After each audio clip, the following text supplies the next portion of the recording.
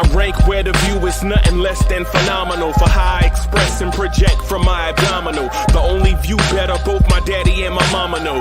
No living parents, my sons give me balance. My wife is my serenity, this mic is my identity. The world is foul enough, that's why I write without obscenities. Provoking danger with broken language and spoken anguish. Begging to get hurt, why would you ask to go through changes? Yes, Lord, life's a chessboard, master the angles. Control the tempo, be the one who holds the info. Acknowledged knowledge is just as deadly as machete swings. When spoken, the truth is as potent as that Medellin. While others swear the style is free, I just let it ring. Our time is undervalued, soldiers make us better kings. My fans on my shoulder, reaching after better things. Today I take the shot, for them I'd rather set the screen. My mama told me follow my dreams. My daddy told me get it by any means. Stand tall, make him bow to a king. But I've evolved, you can see the result. Look in my eyes when you speaking to God. Life and for those who be caught up in using what I was taught with the muse. I guess they call it proving I'm more than an artist. Penciling out my darkest while stenciling out a harvest. And storing what gets me from A to B, just like garages. Instrumental with collages. Envision what I've been drawing. Broadway to give you rhythm like the great Lena Horne. So bent on, found comfort in the storm. Find peace and on when you see them others perform. Organized chaos, outcast it like hey ya.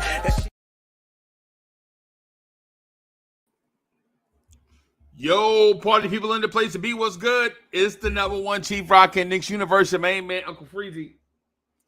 Y'all want this party started right? Y'all want this party started quickly, right?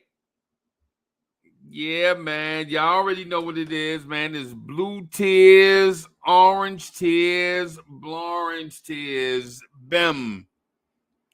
Bim, let's go, party people. Let's go. Yeah, y'all. Tonight, man, a very, very, very disappointing loss to Cleveland. Very disappointing loss to Cleveland, man, tonight. I want to break down a few things that I saw. I want to break down a few things that I saw, but I also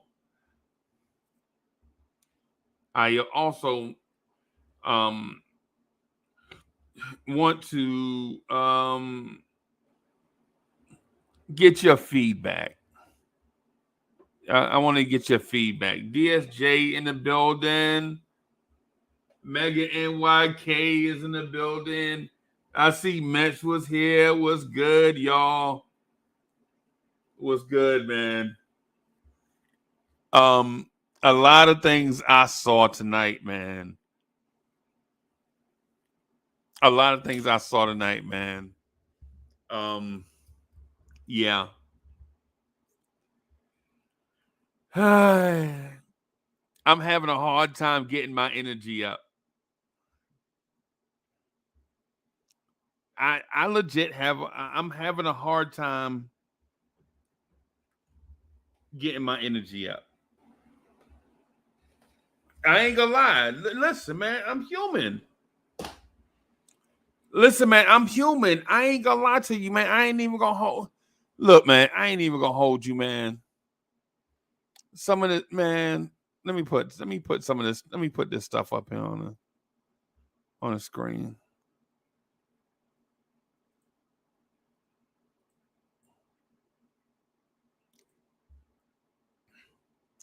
So I got some stuff on the screen, man. And yo, cover the spread. What's good? John Smith is in the building. Dre, what's good, boss? I'm chilling, man. How you doing, man? I'm doing better than what I saw, at least. That was terrible. And every like, there's legitimately there's nothing good I could take from that game. Right. That was the clunker, bro. That was you know how every team has a clunker in a playoff series. That was the first game in the 6 we played against them where they made us look outmatched. Yep. We beat them 4 times in a row before that. Yeah. We legit beat them 3 times in a regular season straight, and then that first playoff game. So we beat them 4 times in a row. Yeah. And as soon as I saw that, and look, man, I ain't even gonna lie, right? There were certain referees. As soon as I see him, I'm like, he don't like us. As soon Who as I was saw it tonight? Tony Brothers, the black, you know, Yeah, his hairline's right where his eyebrows at. That guy. yeah, that guy, lowbrow, yeah, I, that guy. the man, the the ratio of fouls. The dude shot 11 free throws in the first half. In the first half, 11, in and the first half, that kind of just disjointed us. that just set the tone. We kind of knew we were fighting an uphill battle. But let me tell you something, Dre. I ain't even gonna lie to you, bro. Cleveland is not impressive. Even with all you got something going on in the back. Is it me? No, I'm good. I don't believe Okay. I have anything in the background. You hear anything? Yeah, I thought I was hearing something, man. Maybe, and maybe it's like the Ghetto Boys. Maybe my mom playing tricks on me. I'd say put it out to the chat. If y'all hear anything in the chat, let me know. Okay. Yeah, man. So I did the game by myself, man, because I just wanted to, for one, not have StreamYard fall apart on. I mean, OBS Streamlabs fall apart on me, and two, I just wanted to have it kind of be like, you know, just like a peaceful journey. I thought we was gonna cruise to game 2. And well, I mean, they get paid the big bucks too to adjust, They which they look did. they look bad though. It's it's one of those things where they did adjust. Like they changed certain things in terms of their scheme. They blitzed Brunson. Like they outscored us 19-0 in points off turnovers in the second quarter, and that's the main difference in the game. Um, 19-0 in I, one quarter. I think the difference in the game is the. I don't want to blame the referees, right? But there was a point in the game. There was a point in the game. There was a point in the game where Cleveland. Let me. I'm gonna move this off the screen real quick so we could just talk basketball, right? I just want to talk basketball with you, bro. None of this stuff. Like I don't want to like do all the crying. People like wham this, wham that. No, I want to just break down what I saw, if you don't mind, right? I saw a Knicks defense early on in that game that was excellent. I think we were excellent defensively early on. Can And I point out one thing with that, Freezie? I think that coincided with them starting Okoro. Okay. When they went away from him, their offense opened up because they had a third guy that could actually score on Brunson. That's where it kind of went left offensively, where they went from being terrible on offense to just okay, passable. I think they were still bad. They went from atrocious to bad. Yeah. And that was just enough to beat us tonight. That was enough to blow the doors off us tonight. Right. And I know when you look at the stats afterwards, when you look at them after the game and you say, oh, they shot 49.4%. Oh, they shot 42.4% from 3. Oh, they knocked down 17 free throws. Nah, they didn't look like that out the gate. Right? They didn't look like that out the gate. Right? When you look at the rebounder numbers, you were like, well, oh, they out hustled, they out rebounded the Knicks. No, this is one case where the box score says one thing, but it's like baking a cake. It's like you gotta eyeball it. Yeah, it's like when you see the cake on the counter, you know what I'm saying? You're like, man, that cake look good. But when you look back, you don't see all the flour everywhere, all these loud machines roaring, milk splashed eggs everywhere. The cats got stuff. You know what I'm saying? Mm-hmm. That's what it seemed like to me. Basically, what I'm getting at is basically we had Cleveland on the ropes. They were primed for the picking, and we couldn't score. Right? And Cleveland slowly reeled us in. Right? They slowly reeled us in, and we still couldn't score. And then they went ahead of us, and we still couldn't score. And then they went on a 6-0 run, and we still couldn't score. Right? Then you go into a end of period thing, and the Knicks couldn't score. Right? And so it was a theme like that all night, man. Mm-hmm. We just, in my mind, we just couldn't score. Because think about, man, as bad as, listen, man, look, at one point, Cleveland looked like they was walking the dogs on us, right? Mm-hmm. And they still only scored 107 points a game. I mean, today. Mm-hmm. What I saw, what I saw is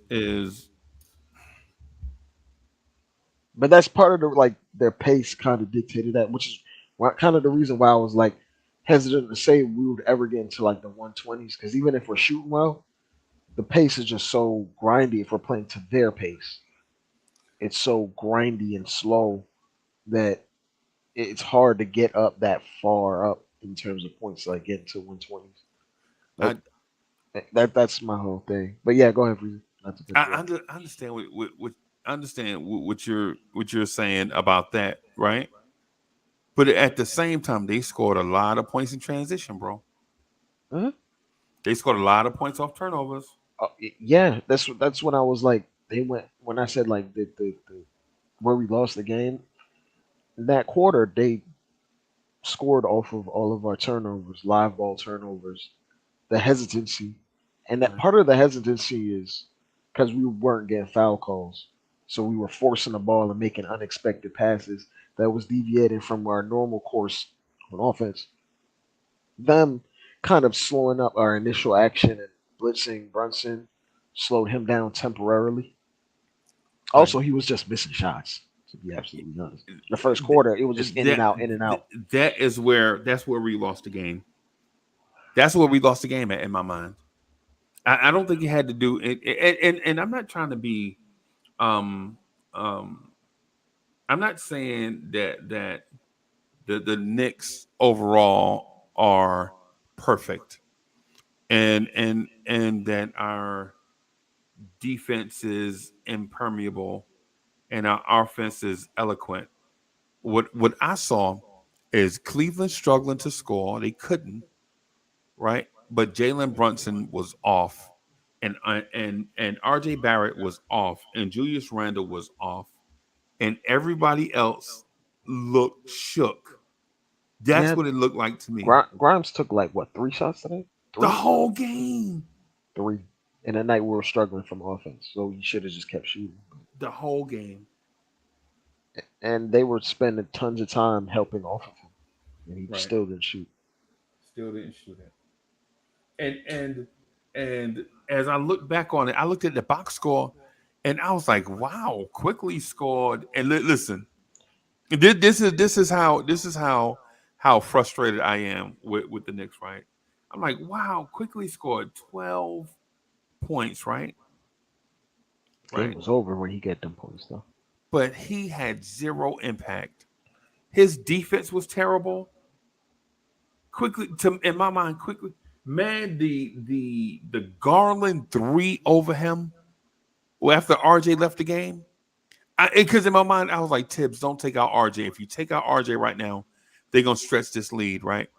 As soon they took one trip down the floor with RJ gone, Garland hit that 3 over quickly. I was like, yeah. They found something on tape.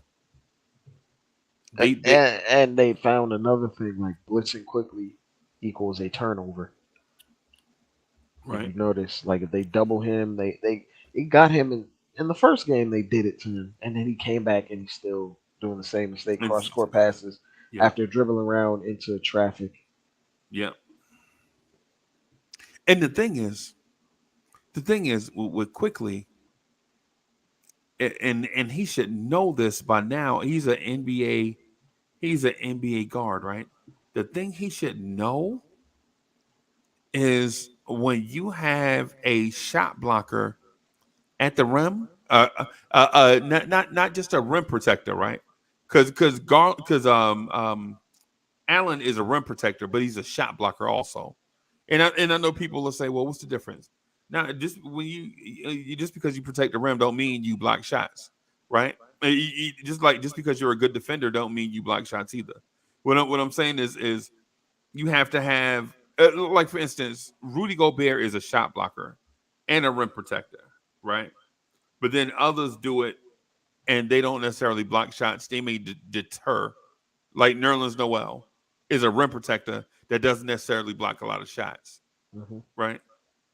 And so when Quickly going into the series, you know you can't turn that corner with a man on your hip because Jared Allen's whole existence is predicated on being that athletic shot blocker in the paint. So when Quickly turns that corner, Jared Allen is there and the man is on his hip. Now two men are on Quickly. Now what are you going to do Quickly? You going to pick up the basketball? You going to stop your dribble? And then now the whole defense is looking at you while you're trying to Waiting make for a you decision Yep. to make a pass, and then guys are zoned up. The other three guys are just zoned up, waiting for you to make a bad decision with the ball. Right. And you know, and Dre, but you know what really frustrated me the most Mhm.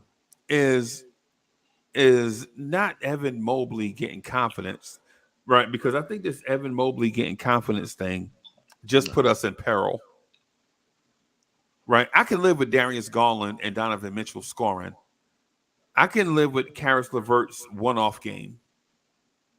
But Evan Mobley getting confidence, I don't think we can withstand that. Because now if they have four guys on the floor that feel like they can score, we're in trouble. I think that was the sole goal of that. That's why they started out the halftime starting Karras instead of Okoro. I think Okoro might not play another minute in this series. I think he will. I just think I he well won't maybe play. not He at high won't. leverage, He but I won't don't think play. he's gonna start though Yeah, I don't think against he'll Obi. play in crucial stretches No. because they got away with minutes from Danny Green. He hit a Danny, three. I think he hit a couple threes, maybe right, one or two. man. I'm sad, bro. I'm I'm I'm sad. I'm not I'm not gonna put too much on it because this is what happens in the playoffs. Home teams, the role players get off Right, at home. right. I fully don't expect Harrison Burke to do a damn thing in New York. Right. No, of course not. He's not going to do nothing in New York.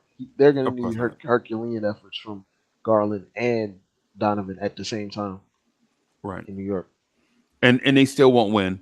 That and no backcourt, no matter how good your backcourt is, no backcourt can carry a team to a series victory by themselves. Now, and when I say backcourt, I'm talking about the starters. Now, you can a backcourt with three guys in it may be able to carry a load.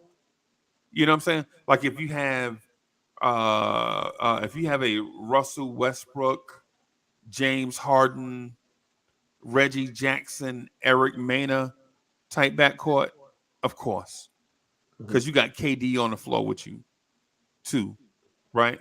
Or a backcourt of You could say the Warriors are last one if you want to. yeah, because they have three guys in their backcourt that could Give you 20 in a yeah blink. yeah yeah Well, at yeah that time. yeah, but man, the reason why I'm sad, man, because legit I wanted to jump on at 11:30, but my mind wasn't right, bro. And for one, I'm not getting on the internet looking crazy. I mean, It, sounding crazy. I yeah. might look crazy, but Yeah. I was gonna say like the way Brunson was coming out, it felt like if he were to get off to a quick start and put them down double digits, it probably would have shifted their attack and they would have been more nervous. But the way that first quarter ended, it allowed them to ease into the game and get confidence. right, because no nigga was hitting shots. That Remember that? last three was like a shot of Yeah, adrenaline for them. yeah, When yeah. when it went from 22-22 to 25-22. You remember I think we had a 22-18 lead We had like an 8 point lead real early too, like real 13, early, and 13-5. they were nervous, and they were nervous. You could feel it. If we were to had it put up a 30 spot in that quarter, You, probably would have altered the whole trajectory of the game. so the two things Tibbs didn't do, and this is a Tom Thibodeau issue. I don't know what was going on in the locker room, but I don't I don't know why he didn't do it, right? And it might be reasons behind it, right? But for one, when Jalen Brunson was struggling, Tom Thibodeau didn't threaten the rim, right? At all. Mhm. Cleveland was selling out guarding on the perimeter. They were trapping Jalen Brunson, making Brunson reverse pivot and pass the ball out to the point area. Y'all know the point area Yeah, is yeah, right underneath the logo. Right, yeah. right And, underneath. and the thing I didn't get was we saw it in the first game where we had those guard pick and rolls where RJ would slip Yeah. and that would exploit the defense in a particular way. We didn't see that at all. Right. They ran it too. They ran the same thing. They ran. I guess they call them ghost screens now. When a guard comes up pretending like he's going to screen, Flashes and then slips. but he slips to an open 3-point area. Yeah, exactly. But come on, man, Quentin Grimes. This game right here, the last game, I was willing to say, you know what, Grimes is maybe 365 days away. But if this is who Grimes is, then he may be a little bit further away. Than he might be about 500 games away or 500 days away. Adam, what's good, bro? Hey, what's good, y'all? What's up, Adam? Man, What up, Dre? I'm frustrated. What's good, man. boss? Not the Knicks. Yeah. Hey, not these Knicks, man. I'm frustrated. I told y'all. Cleveland was gonna come out angry and they were gonna play physical. That's exactly what they did. They didn't really play physical though. I mean, they No, fouled a played lot physical. and they fouled a lot and they did get calls. They fouled a lot. No, I mean, Cleveland played physical on offense, literally, How? not on offense. Wait, hold on, Dre. Hold on, Dre. and on defense. How did they play? Explain it, Adam. How did they play physically on offense? Well, because they were angry, obviously. No. I'm saying no. How did they play physically on offense? Just explain. Just explain what you said. Finding their way to the hoop, making their shots, especially Donovan Mitchell. He woke up. Okay. I told you, Cleveland was going to come out, and the Knicks were not prepared for it. Well, to chime off that, a lot of it was straight up like hacking, Yeah. and at a certain point, you can't call it all. All right. And Right. when I was watching that game, it was getting ridiculous up there. Like, how many times is someone gonna get whacked underneath the rim, and they just gonna let it keep going? That one particular play where Randle kept going up with the ball 3 times Yeah. after he kept getting Charles Smith. Yeah. yeah, but instead, like Charles Smith got fouled there, but Yeah. definitely Julius got fouled here, Yeah. and Yeah. they were just letting it go. Oh, Charles Smith definitely got fouled though. But it's the playoffs. It's the playoffs. It's a playoffs atmosphere. Yeah, and I mean, you're not gonna win a ton of games shooting. What did we shoot? 37%, 38%, Yeah, somewhere around there. but Dre, at one point they were shooting 30. Even worse. I mean, garbage time brought us up. No. I'm talking about at one point Cleveland was shooting Oh, 30% from the floor. yeah, and we had like Donovan Mitchell kind of disinterested. Right. At one point, Cleveland, we were shooting 34% and they were shooting 30%. And Cleveland had to look in their eye like they wanted to give up. But Jalen Brunson kept coming down, stepping into 3-pointers that wasn't there. Yeah, a lot of that early shot clock stuff. I feel like he Oh was. my I God. feel like he was doing it because he knew they were going to trap him if he were to try to get into some sort of late shot clock action. Right. So he was like, "I'm gonna get these shots off before this defense comes here," which I understand. But this is something that I feel like Tibbs doesn't utilize, even to the best of his ability. Okay. Jalen Brunson is the best catch and shoot 3-point shooter on his team. On his team. Yep. And we never actually use him as a decoy. Yep. You know what else, Dre? Jalen Brunson is the best offensive post scorer on his team. Yeah, just turn up straight efficiency and Yep. moves. Yeah. Yep. And we didn't use it.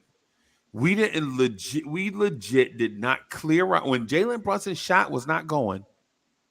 We didn't clear out and let Jalen Brunson ISO use the Brunson burner.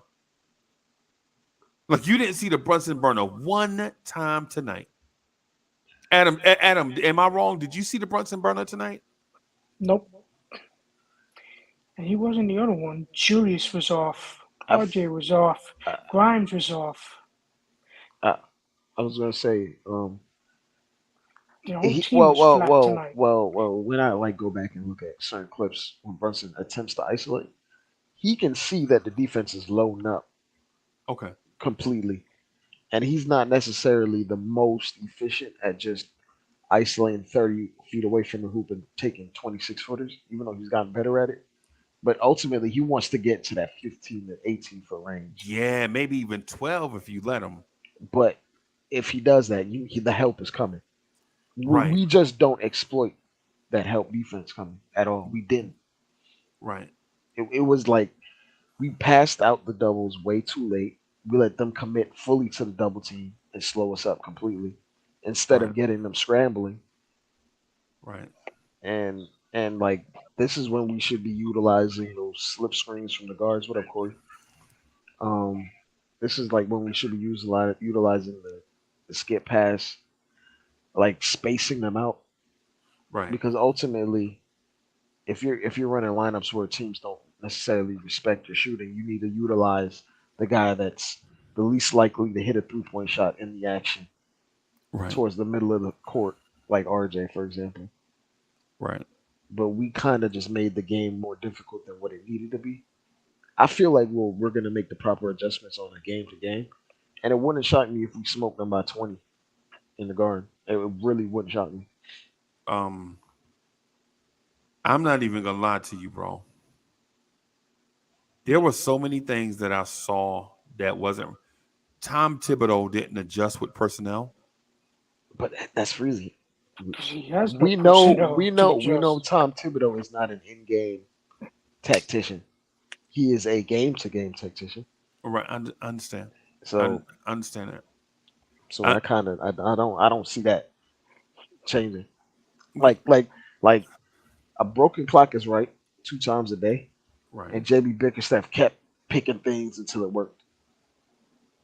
He kept trying. He pulled the corpse of Danny Green out, dusted that off. Right. Like he was willing to try as many different combinations till he found something that worked.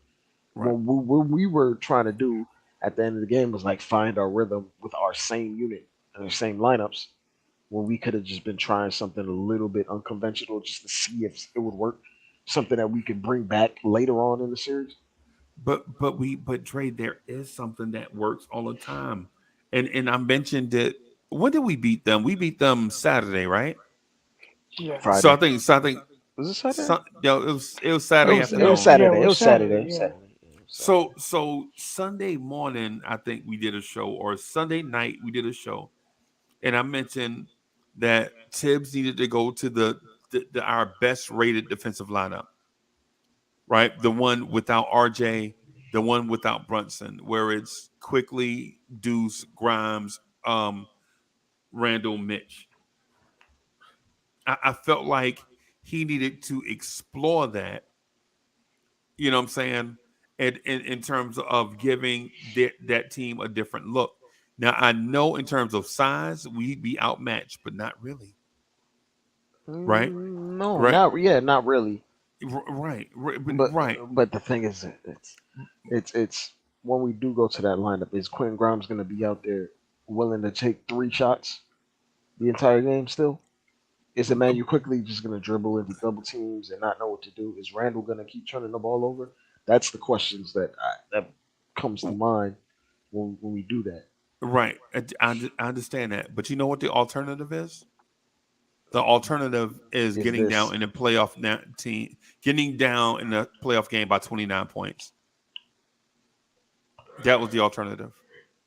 And he chose the red pill instead of the blue pill, and we wound up being down 29 points But in a playoff game.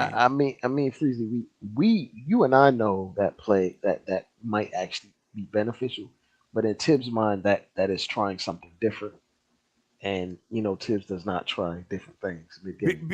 Because when the lead was good, because there was a point like there was a point where the lead was like 9, 10, 11. And when I say 9, 10, 11, you know what I mean.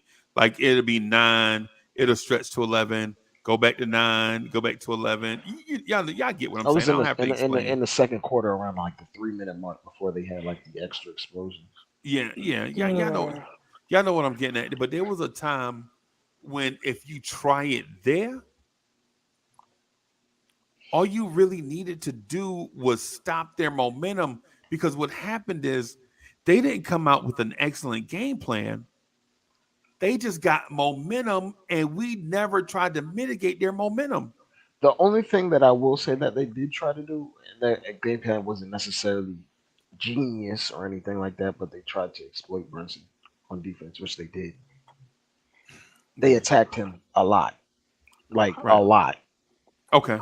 I'm gonna say tonight the Knicks' energy as a team was not there at all. At Okay. all. The team was awful on defense and offense. The entire team was flat, and they basically made this game so easy for Cleveland to beat us. That's what the Knicks basically did.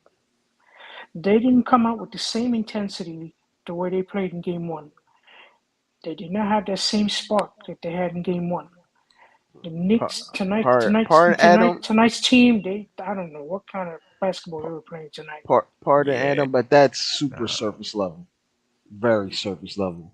yeah. That Because you didn't take into account on how the Knicks defense was smothering them at the beginning of the game. Uh, but Freezy, like yeah, Hold on. cook. You don't hold a team to 30% shooting for like a quarter and a half if you don't come out with energy. they You know what I'm had no saying? energy. No, Adam, that's not right. You wrong on that. Like you don't come out and hold a team to 30% shooting on their floor if you don't have energy. This is not at the Garden, and this is not a regular season game.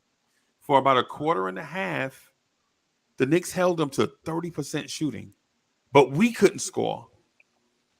And you don't hold a 50-win team to 30% shooting on their floor after they lost if your energy is not there.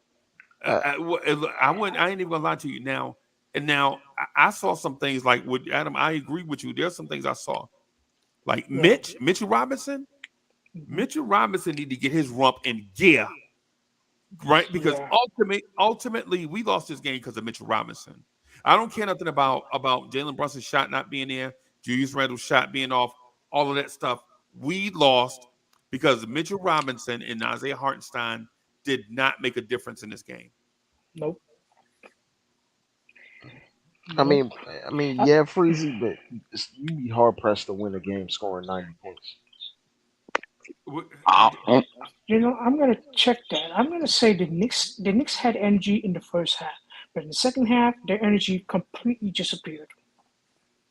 I don't think it's an energy thing. By being down 24 points. No, Their no, energy completely went sideways. no. I think the Cavs get paid to adjust as well, right?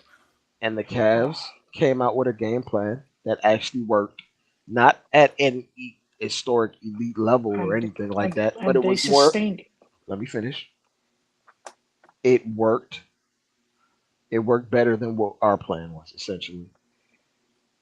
That's true. And the plan was you didn't see Isaac Okoro after he got in foul trouble.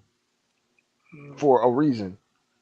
They put someone out there at the three, whether it was Chetty Osman or Levert or Danny Green, someone that has the ability to put the ball in the hole. And then when they put someone in there that could put the ball on the floor, they immediately went to attack Jalen Brunson.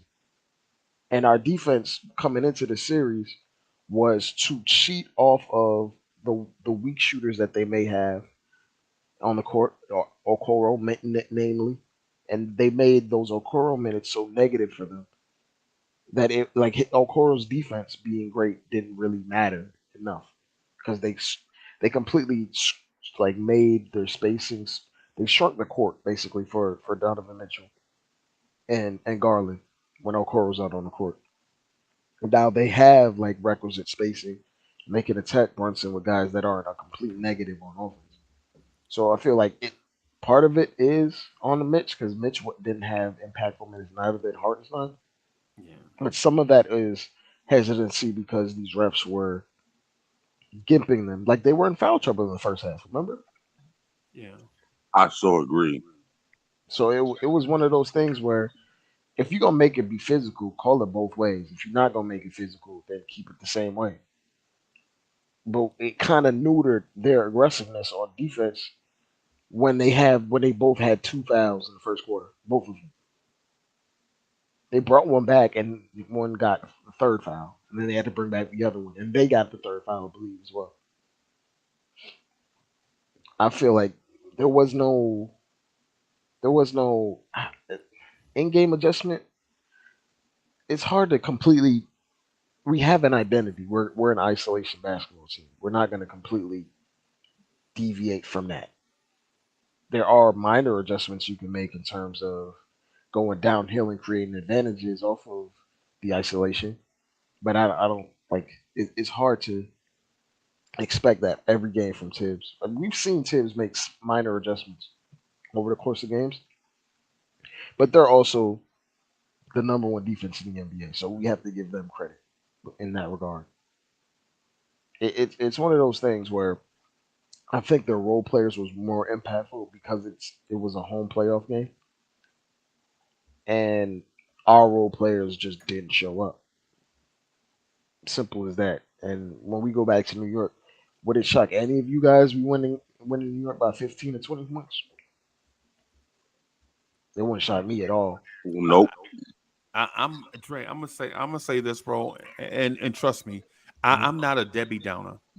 I'm a realist, right? Mm-hmm. In my mind, I'm speaking. I'm gonna speak to things that are real to me. Right. Lee, what's good, bro? No. Lee, you look good. What you hit the number or something off? You hit Lee, you what's good? What's good, man? What's happening? You hit the scratch off? You muted, Lee. Look, he said, look, he ain't got so much bread, he ain't got to talk to comment folk. You see that? Lee, what's good, man? How you doing? I'm doing well, man. Okay. Yeah, man. Bro, I ain't even gonna lie to y'all, man. If the adjustment by Tom Thibodeau is only we got to shoot the ball better, then we may not win another game. Yeah, that's fair. That's fair. If that is the only adjustment, Freezie, we did not get any second chance points. That's part of our offense. where was Mitch? I agree. I blame Mitch. I'm blaming Mitch for the loss, right? No, but no, He was I'm not completely gonna clumsy. totally put it all on him. Hold on a second. I'm not gonna put it all on him. Yo, the Cavaliers had a 6-person on the floor. That took him and like Dre said, took them out the game. That's part of our game. As You many blaming times the as I seen refs? Randall go up and get battered tonight, and nobody said, I mean, not a whistle blown. Not a whistle blown. That was crazy. I mean, how many times Y'all blaming the refs though, man.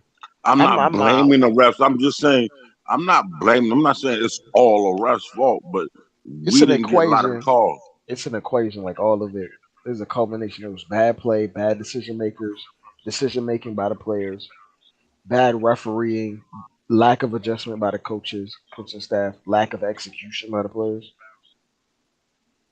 And just I, like I Dre won't said, I won't say effort because I feel like they tried real hard, but it was like fact. misguided effort. So let me point out one thing real quick, Adam, to y'all. Right? If we blaming the refs, how come the Cleveland Cavaliers had more fouls called on them than we had called on us? I don't see it. But all right, we said so. Yeah. At Yeah, what key point? At what key? I At mean, what but key point? that's one of those things where it's like you also said there's an eyeball test, so you can look at it. I would hope they had more fouls called because they were hacking their asses off as much as Right. possible. Well, if it was the refs, right? If it was just the refs, how come the Knicks had 30 free throws and the Cavs had 21 free throws? It matters who takes the free throws and who are the ones generating the fouls. Like if Mitch and Hartenstein are getting foul calls with their particular brand of play that's physical, then it's more impactful than their guards getting a bunch of like reaching fouls in the middle points of the game. Like our defense is based on Mitch and Hartenstein holding it down for the most part. And if those guys get fouls, it's way more impactful just to the eye and just to how we play than Darius Garland having 3 fouls in the middle of the third quarter. Yeah. No doubt, bro. And so what I'm getting at, Dre, is I understand what you're saying because it was not the number of foul calls. It was just certain ones were egregious and momentum stopping for us. Most definitely. Right. Because it wasn't like they, in my mind, it wasn't like they were just targeting us. It was like they missed some call. The Darius Garland Obi foul. How do you call that a foul on Obi and then look to upgrade it to a flagrant? When Obi got his arm pushed into that guy's head. Right, when Garland ran into him. With an illegal screen, I might add. With an illegal screen. Yeah, I saw that replay several times, and that was not a flagrant. Right, because the thing the rule book says for those that understand the rule book says no player on the court can have his progress impeded by another player.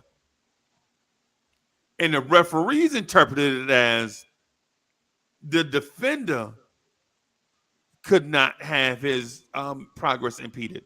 Because if you look at it, it says no player. And if you look at it as that, Obi was the one fouled on that play.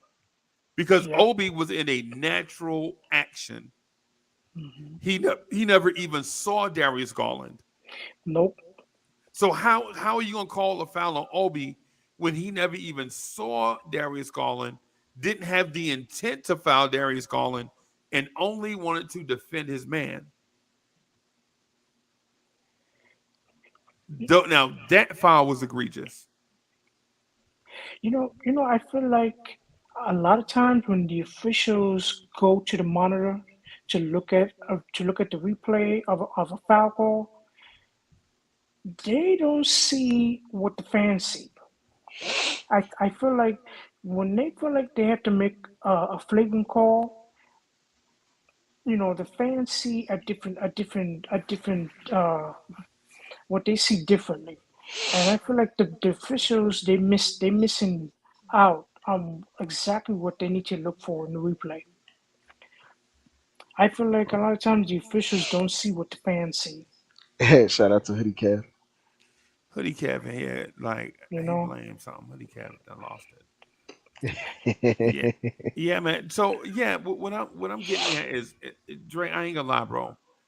I, The I the I feel like also like Freezy, the the at the point of the game and like before the first half came up, the game was already in hand. So a lot of the foul calls that you saw was kind of like the Cavs taking a foot off their brake and playing like lackadaisical effort towards the like mid part of the third quarter. Like the game was over at that point.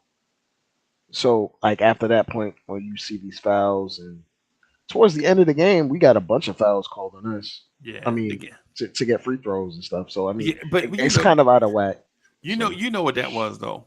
it was like to make it look respectable. That was the referees covering their butt. Right, right. And I want to say like Facts. a lot of those turnovers was due to us being hesitant in the half court. Like we were passing the ball off of each other's heads, man. What are we doing out here, bro? We were looking very amateurish. And if Very any team that scores 19 points off turnovers in one quarter, right. if you look at the end of the game, that whole lead was 20 points Yeah, and 19-0 points off turnovers in one quarter. That decided the game in my mind. That took the air out of like the sails. That got a lot of these guys going. They got buckets in transition off of these turnovers, and yeah, that for for sure. Garland, yeah, and for Garland, it helped him get downhill, get some cheapy foul calls. Yeah. The Darius Garland dunk attempt on Mitch was clean. Hartenstein, that was Hartenstein. Oh, on Hartenstein, that was Mhm. clean, bro. If anything, Hartenstein put his hand through the rim and blocked the ball through the rim. He didn't foul him though, Right, right, but they called it a foul for whatever reason. Uh, right. Yeah, and the, I'm watching. I'm watching. Matter of fact, you remember when Jalen Brunson got blindsided by an illegal screen and they just let the play go? they just let play through. Yeah, the referee was like, play on. Yeah, Eh, This is what I mean. Like, how can you have certain types of physicality and then it's on and off at random points of the game? Because I know for a fact if Darius Garland got hit with that screen, play is dead. They're reviewing it for a flagrant foul. yeah, yeah, yeah. I can't figure it out, bro.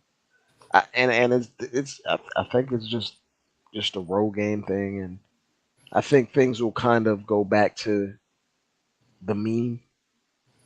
And when it does go back to the mean, then it might even swing a little bit even further because it's a home game. I'm really not too stressed about this game. Like there's certain things I didn't like about it, but I am very stressed about it, bro. I'm not too stressed, Reezy. I'm not even gonna lie to you I'm because I'm very stressed. I'm not stressed neither because I mean, unfortunately, you know me. I do not like to lose, especially get embarrassed. But but it's all good. Got punched in the mouth. Now we got to go back home and come back and punch him back in the mouth two more they times. they get paid a lot of money to make Exactly. decisions over there too. So hey, Exactly. I and agree they with have you. talent. They have talent I, for sure. So I agree with you 100%, Corey. I'm not even mad at the Knicks lost at game two because I saw it coming a mile away. So wait, wait. So I saw you, the Knicks Anna, was so gonna y'all lose predict. this game. So you predicted this loss. I didn't predict this loss. I didn't No, predict I no thought loss. I didn't predict. I I didn't predict. I remember last night I was like cautiously optimistic because I was like I still think they might win. Still think the Cavs might win the game, but I wouldn't read too far into it because Oh, they have the ability to adjust and they still have some players over and some options. It's gonna be a series. It's by no means I didn't believe it was gonna be a sweep. All right. So Adam, you didn't. So you predicted it or no? No, I didn't You didn't predict that the predict it. Knicks. I didn't predict that the Knicks was gonna So lose. so so at what I, point? So at what I point did just you? knew. I just knew that Cleveland was gonna come out playing Cleveland basketball, Okay. and that the Knicks was gonna have. They're gonna have trouble controlling their intensity. Okay. All right. So So you didn't see coming a mile away the loss. right. Greetings, Yeah. gentlemen. First, let me acknowledge Hey, the was great, What's good? the great Uncle Freezie, So Chief Rocker, number one Chief Rocker. extraordinaire. I'm not just Um, anybody. oh, I'm the number top one. rated Chief Rocker in the universe. There we go. I stand corrected. The number one Chief Rocker. Yes, sir. Yes, sir. Greetings to the rest of the gents. Greetings to the chat. I'm coming in from a more objective perspective. I'm gonna say let's adjust for the fact that, and I accept the fact that we have refs that may not give us calls or may call against us. Let's accept that fact. Put it aside for a second. Let's make 3 changes in this game today. Protect the ball, better shot selection, and throw one more category in. Our rim protector and rebounders doing what they're supposed to do, what they're capable of doing. Can I Those throw 3 one more in there, adjustments. Wiz? Huh? Can I throw one more in there? Quicker No, decisions. I'm trying to just throw 3 right now. Let's see Yeah, if these 3 yeah, work. yeah. With those 3, would we have been in the game or possibly win this game? Yeah. So now bring the 4th one in, Dre. Oh, Freezie, what are you gonna say? I'm freezing. And well, part of like better shot selection is making quicker decisions. There We we go. we waited for them to just blitz us on a pick and roll. We So like we saw Brunson invite the pick and roll, try to split it, lost the ball, try to like back up and reset it. Instead of when you're catching, you're supposed to catch them flat footed on their way, and you're supposed to move the ball immediately. But I feel like part of the issue with that is Jalen Brunson is 6 foot, so right. sometimes he can't get the ball over. The Freezie, right? So Yeah. Freezie, you know why I'm bringing this in, right? Why I'm bringing this in is, you see where I'm going, Freezie? Where I'm going with it? I'm going with controlling what we can control. We can't control the referees pretty much.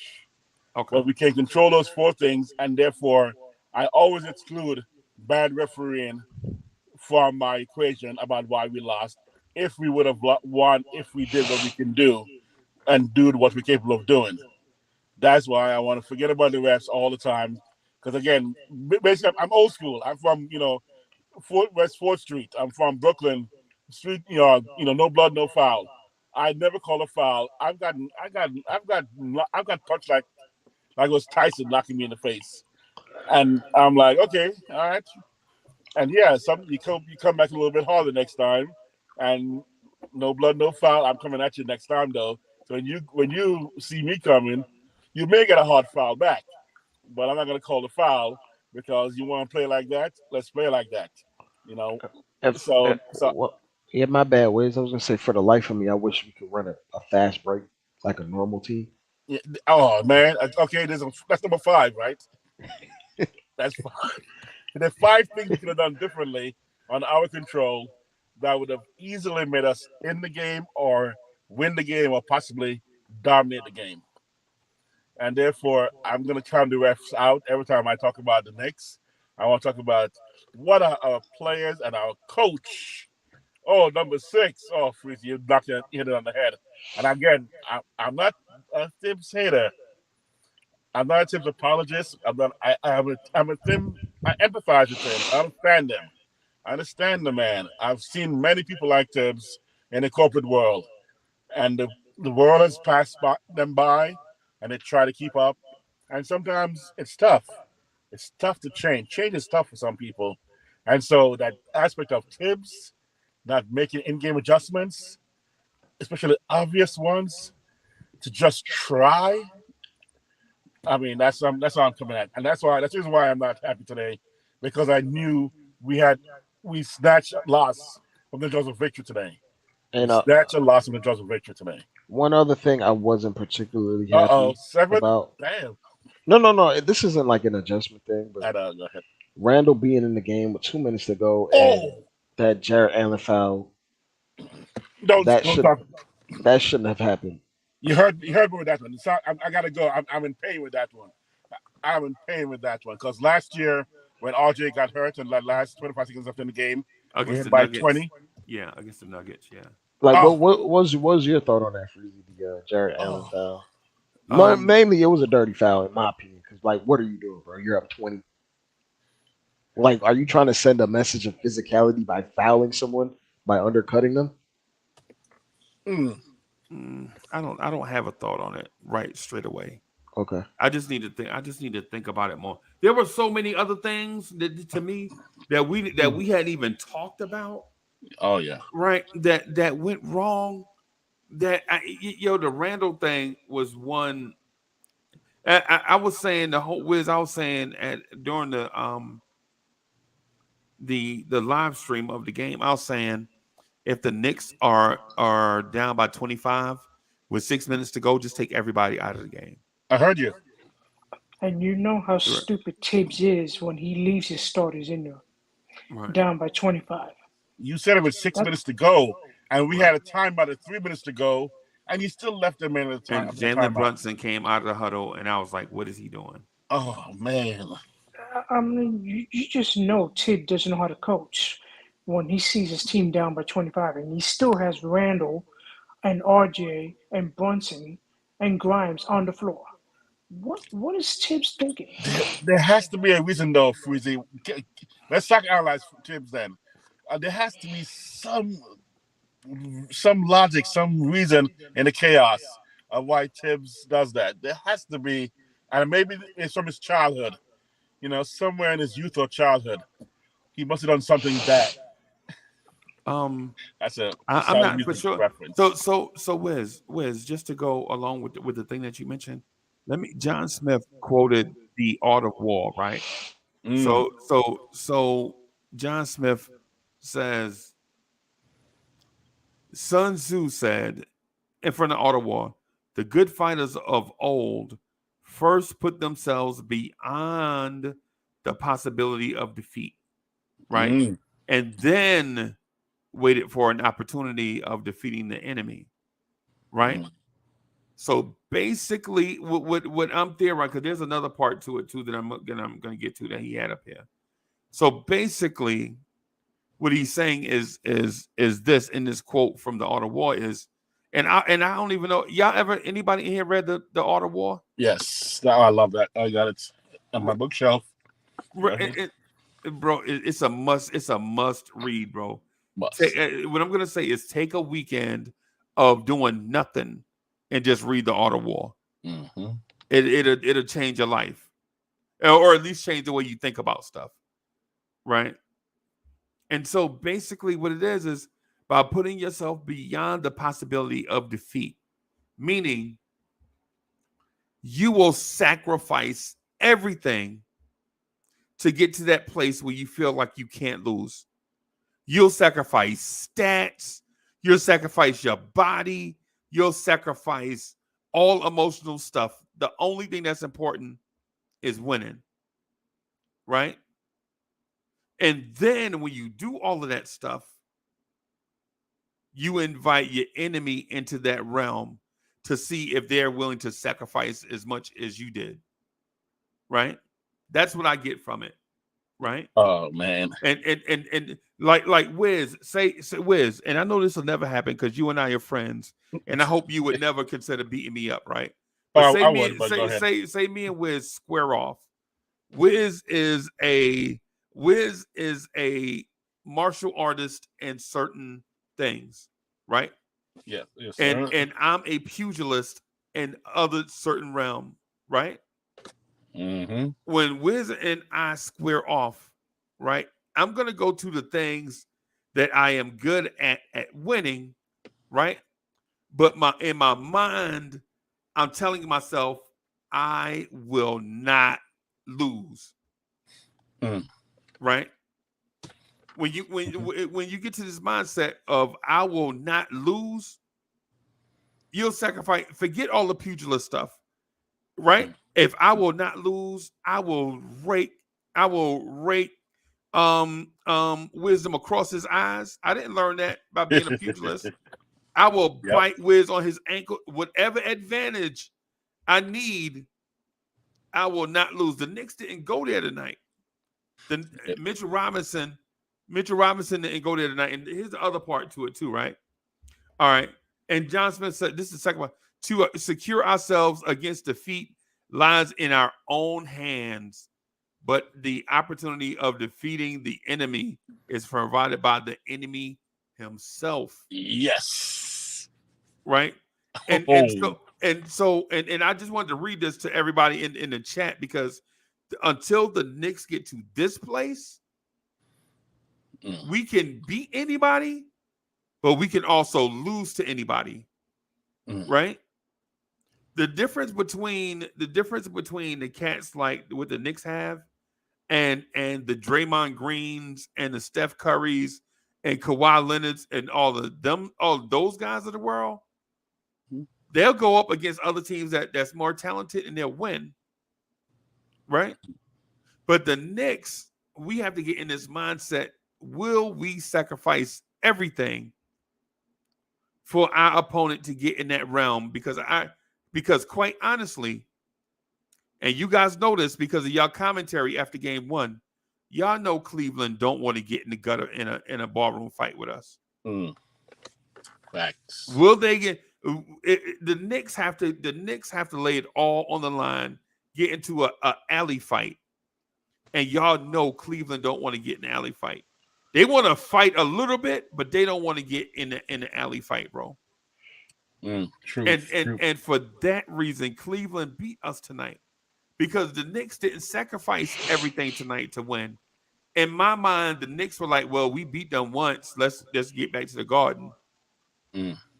That's what the mindset is. And when Adam said part of that earlier, and I was trying to drill down on what he said about the energy and them not coming out and show. I was trying to get him to expound on it, right? But this is my thing, Freezie. Brunson had the mentality like he wanted to stomp them out immediately, which is why he was so aggressive on offense. It just didn't work.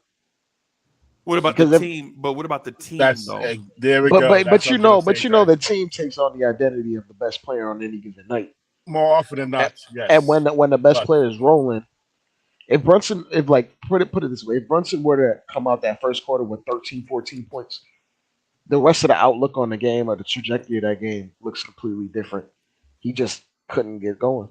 My mind. I think you're wrong on this one, bro. Mm-hmm. I think you're wrong. And listen, I'm not questioning your basketball knowledge. I know you're a sharp basketball mind. And what I'm saying is just a difference of opinion. Right. Which is fine. What I'm saying is when Jalen Brunson was missing, when he was missing shots, where was our guys on the offensive glass? There we go. Aren't they a great offensive team? Didn't we read all the stats? The Mitchell Robinson is number one in box outs, and he was by percentage. He was a leading offensive rebounder by percentage. The fouling nerfed our aggressiveness. But they were because both of our bigs got 2 fouls in the first quarter.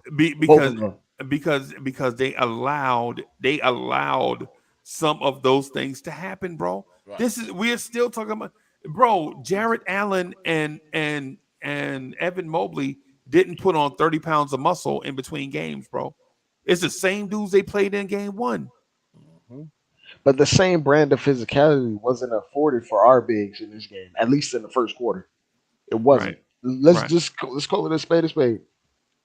The same brand of physicality was not allowed, which is why both of our matter of fact, you saw the first foul that Mitch got on him from Garland, where Garland literally was not even trying to put up a real attempt at the rim. He just swerved in his way. It was a They didn't allow that same brand of physicality. So Dre, you're saying that the Knicks got in foul trouble early in game two. That's why we lost. That's not completely why we lost, but I feel like it's all an equation. There's no perfect science. It held back some of our physicality. So why didn't we get the same outcome in game one when we were in foul trouble early? Were we in foul trouble early? Yes. Our bigs weren't in foul trouble early.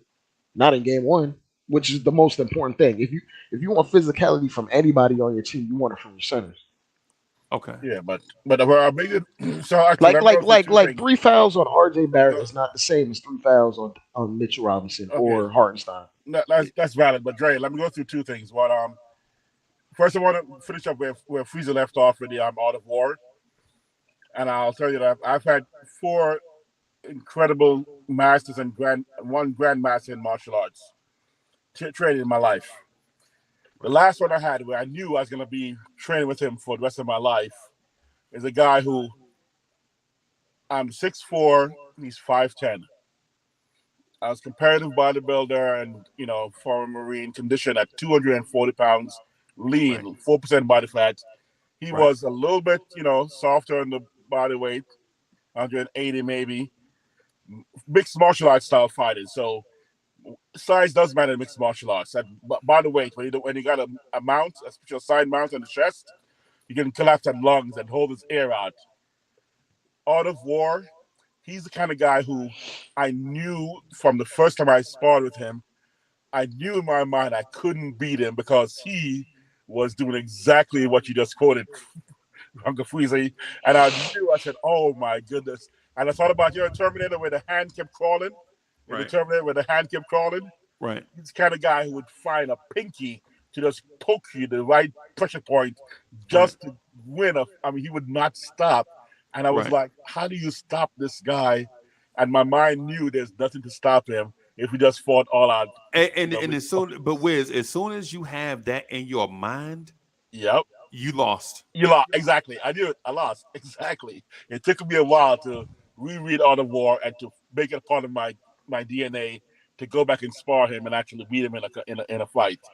And even to this day, occasionally, I keep thinking, man, such a thin edge between failure and success by your mindset when you end that fight. Right. And no matter what you're talking about, fouls and personal fouls, coach, referees, etc., it's you, and you have to win over yourself to win over your opponent. And so I thought about those factors about why our team came out today without that mindset of crushing these guys and we're going to win no matter what. But the other part of it was not just because great leaders can take you to places. So Brunson had it. But what I fear about our other guys is Marion Williamson, wrote a poem that was read by Nelson Mandela's inauguration as was Prime Minister of South Africa when he came out of prison. Right. Our deepest fear. And you know that this for me spells everything about Obi, Grimes, RJ in some cases.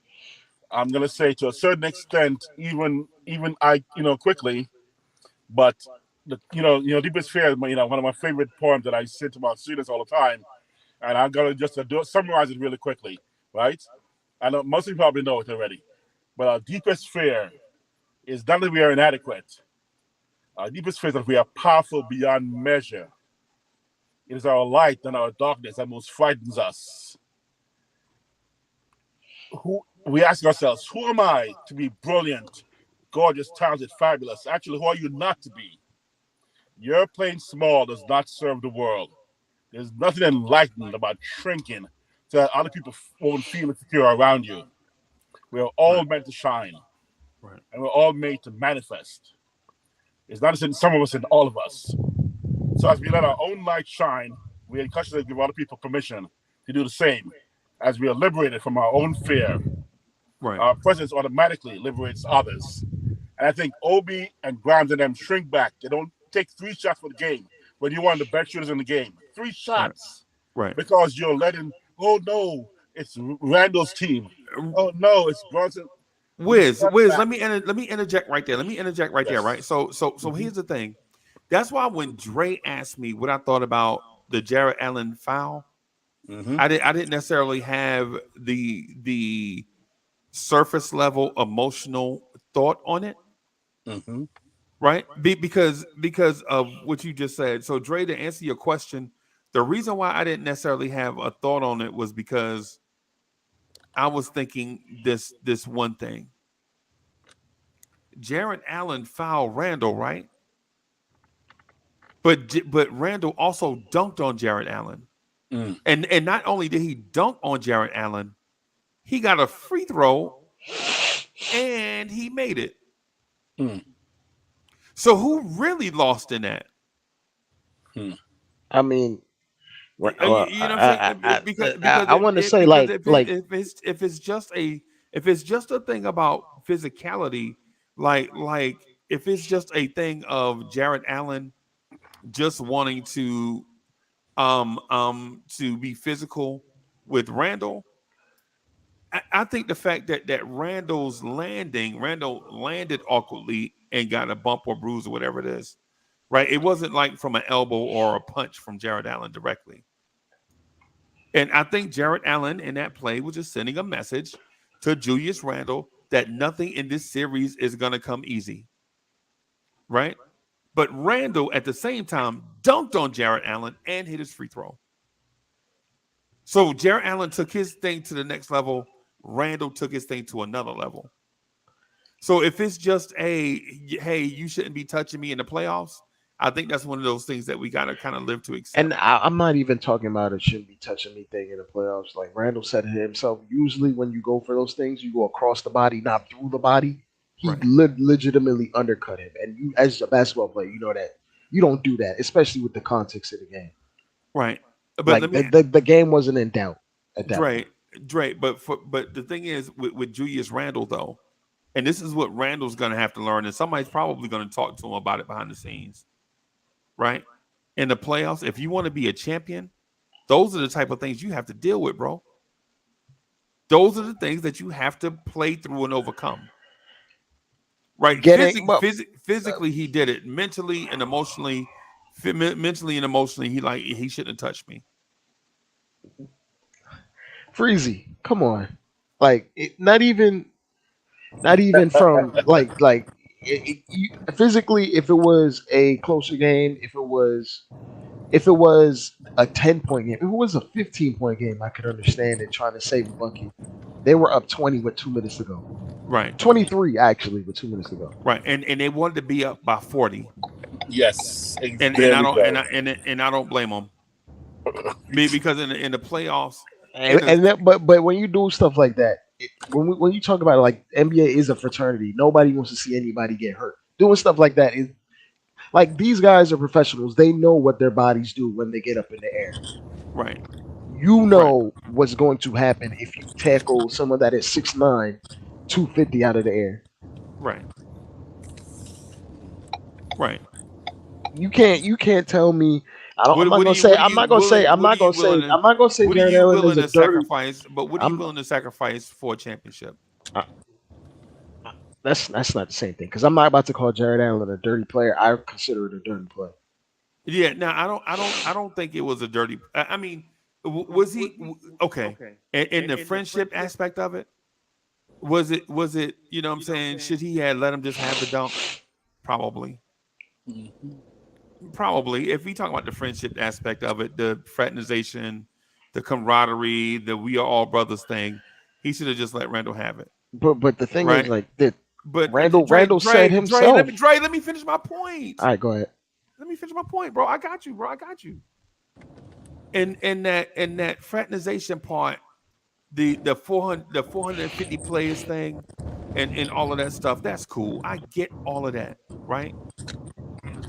But in a thing where the slightest feather on the scale can tip the weight in somebody else's favor, you can't have Randle thinking that he can go to the rim and get dunks. Period. But so now even going forward, Randle's going to be thinking going to the rim. It's not going to be easy. It's the playoffs, bro. I kind of don't buy it that I don't see it that like because Randle said it himself. There's another way. If you wanted to stop the bucket, he didn't have to launch his entire body into the back of a 6'9" player. Jarrett Allen is hyper athletic and damn near 7 feet. If you want to just slap his arm and get rid of the ball, which most players do, you go through the ball, not through the man on that particular play. That is a very dangerous play, which is why it got bumped to a flagrant to begin with. Okay. If it wasn't viewed as excessive, it wouldn't have been viewed as a flagrant, especially with how generous they've been with like the the sound that Wiz. What's all that sound? Mute yourself, Wiz. Like losing my train of thought. Yeah, But there it yeah, is. I got it. like Okay. it's like one of those things where it's like, come on, bro.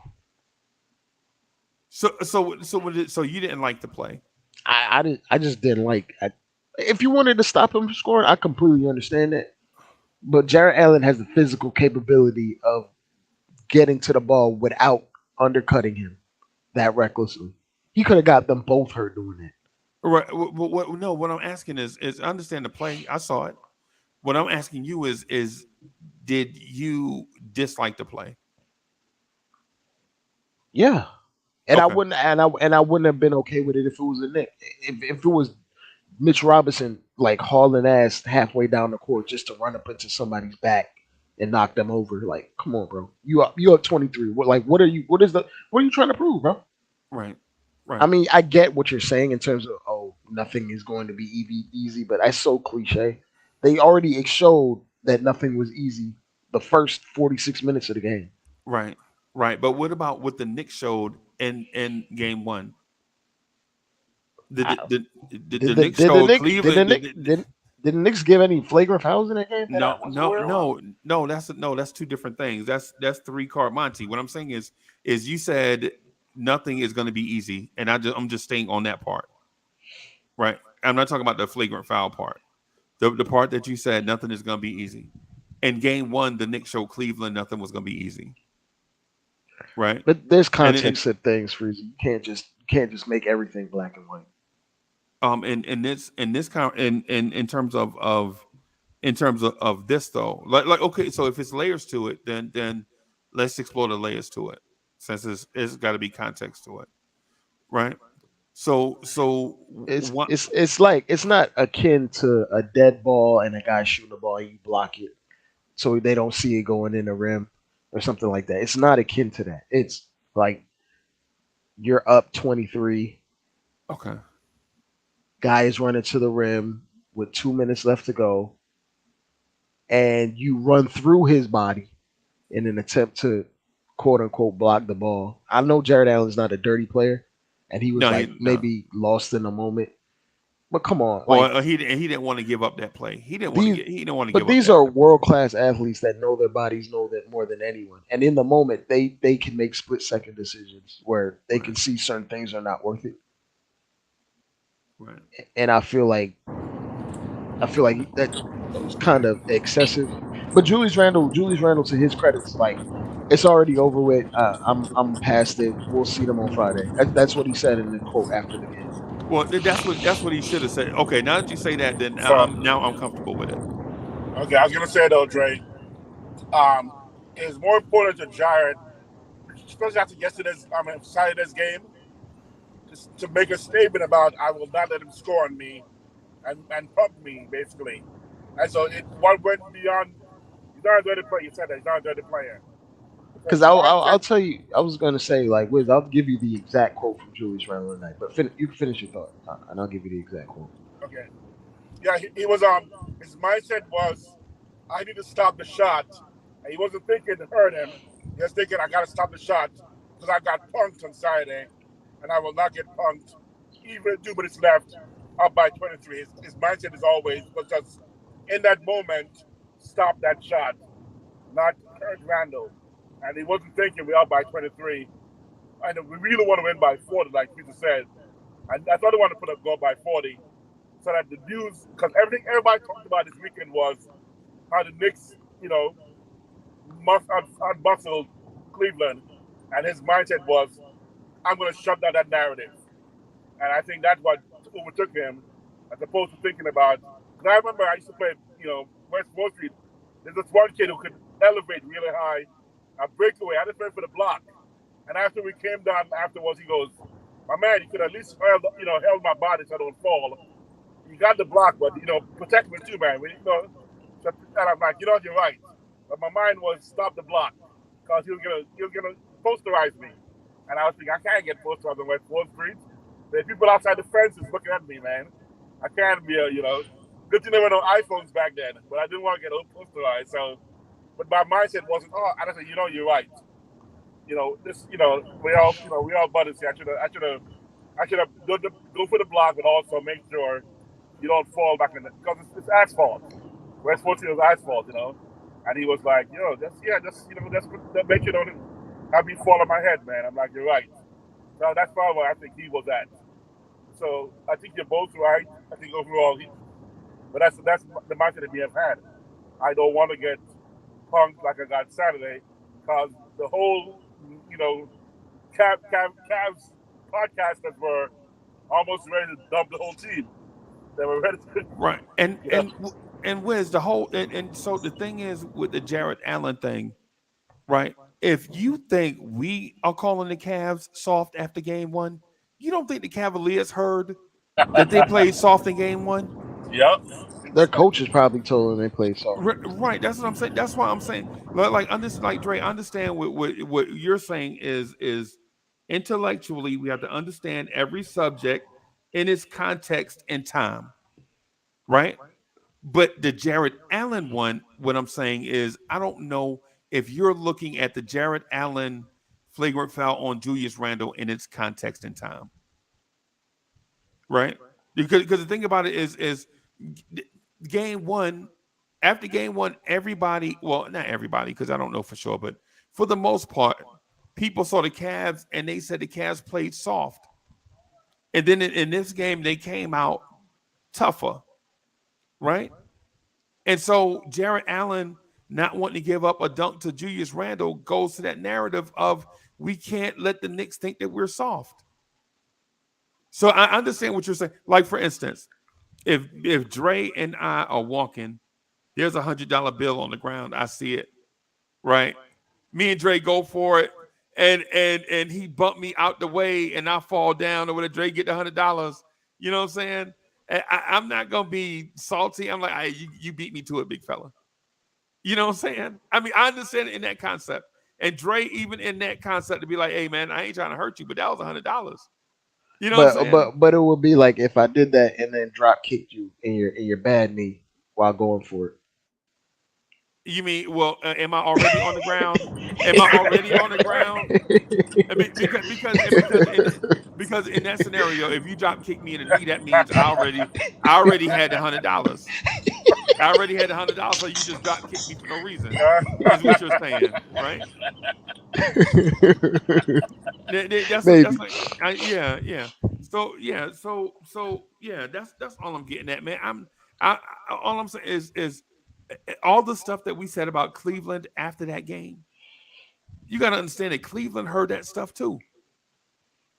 We were legit calling Cleveland soft, and then they came out in game 2 trying not to be that, and now we're saying, well, they're too rough.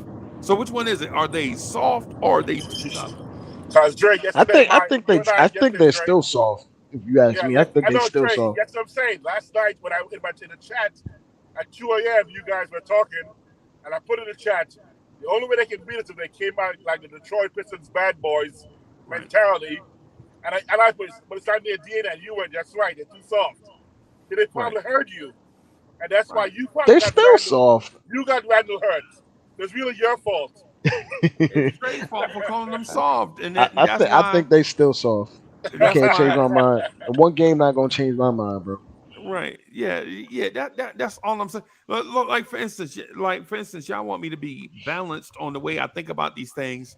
And sometimes when I'm in the middle, it may look to some that I'm either far right or far left when I'm in the middle, because ultimately on that play, I think Randle won. He dunked on Jarrett Allen and he sunk his free throw. He's not seriously hurt. Did he get banged up a little bit? Every NBA player is going to get banged up in an NBA game. Now, could something serious have happened? If something serious would have happened to Randle right there, you know whose fault it would have been? Tibbs. Tibbs. Fact. Tibbs. It's Tibbs' fault. Because the game was already out of hand, like Dre said. They were up by 23. Why is Randle still even in the game? I was still mad about that in I terms of know. Tibbs because I was like, Tibbs said, Randle wanted to see if he can get some rhythm. No, but Dre, I And like then and then as a coach, you're not supposed to just succumb to what your player thinks is best. You're supposed to right. know what's best. But Dre, what I'm saying is the Tibbs part, the Randall part, the Jarrett Allen part, and all of that stuff. I mean, I don't even care. What I want to do is express to you that I understand what you're thinking, and I understand your logic. And it's not that I didn't think through what you said because I had a narrative. What I'm saying is I thought about all these things from all these different perspectives, and basically where I landed at is in the middle. Did Julius Randle accomplish what he was trying to accomplish by going to the rim? Yes. Was he awarded something extra because something bad happened to him? Yes. If something bad happened to Julius Randle in this blowout, down by 23, and blah blah blah, whose fault would have been Jarrett Allen, right, for fouling him hard? Julius Randle for going hard to the basket, or Tibbs for having him there in that situation in the first In the place? first place, yeah. It's Tibbs. I thought about all the things that you said in sequence, right? And so I agree with you. I do not want to see Randall hurt there, but he wasn't. And I don't want to consider Jarrett Allen a dirty player because he's not, right?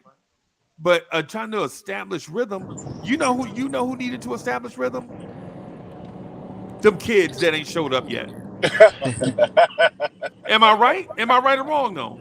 They're the ones that should have been taking all the shots in the last 5 minutes of the game. Right. That's what I'm saying.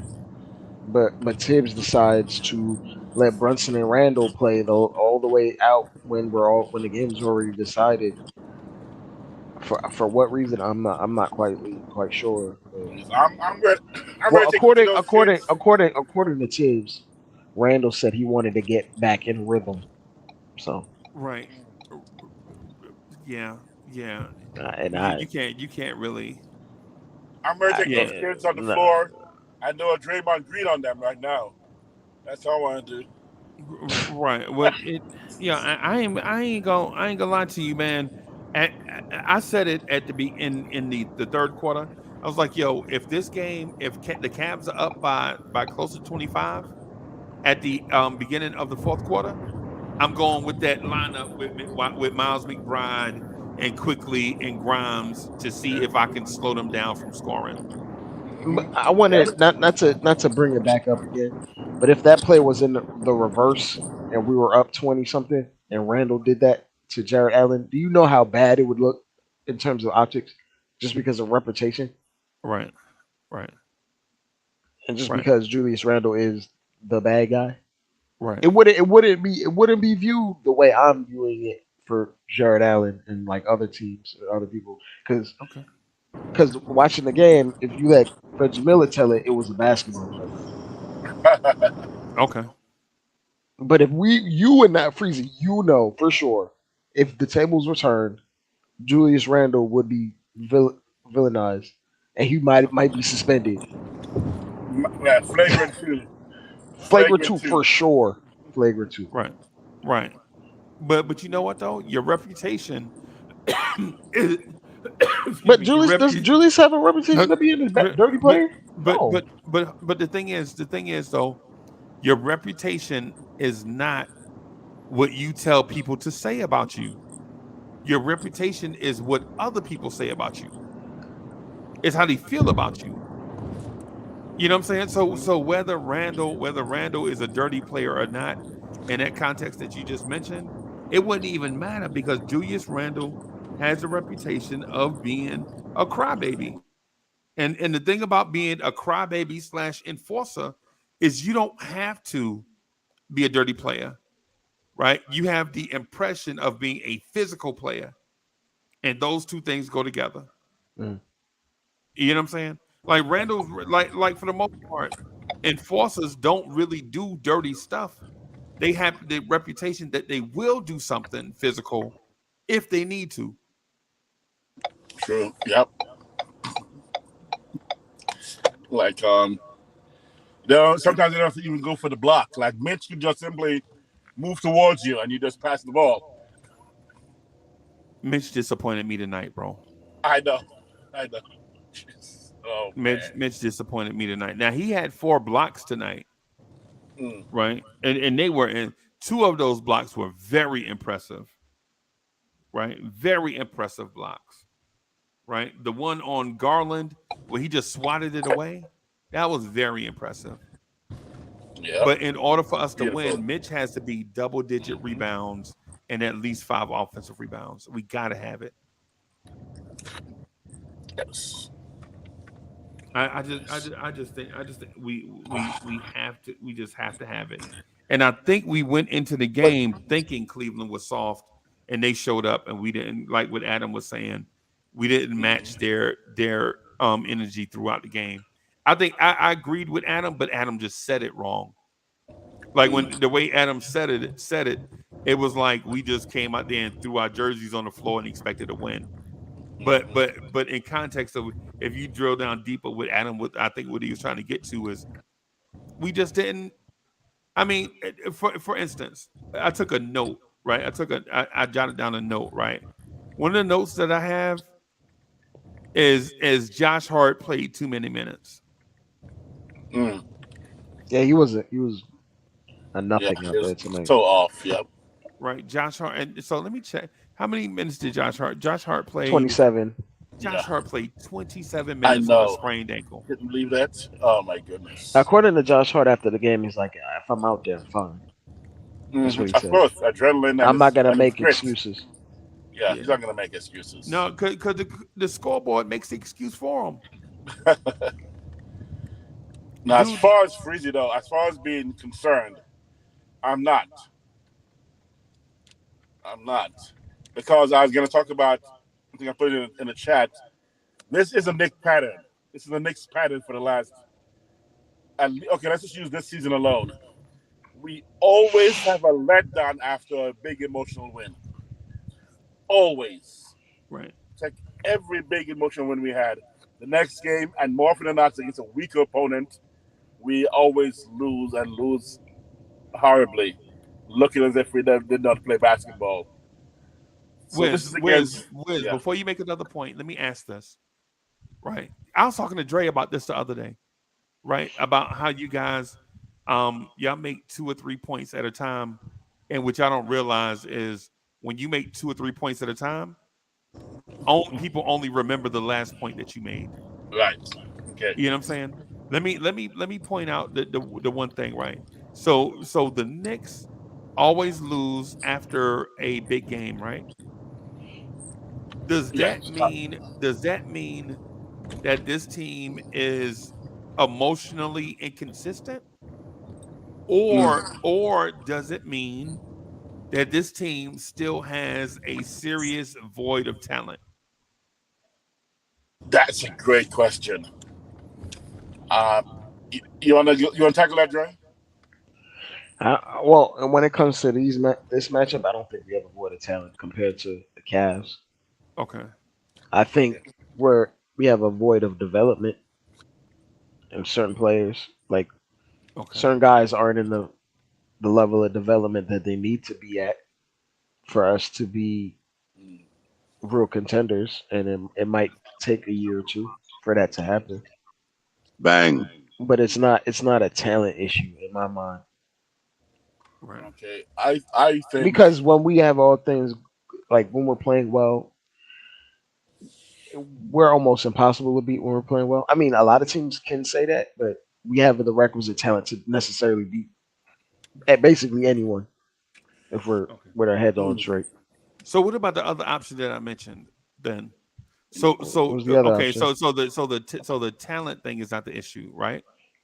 Because I think it's both. Right? I think it's both. Why take my answer, Freezie?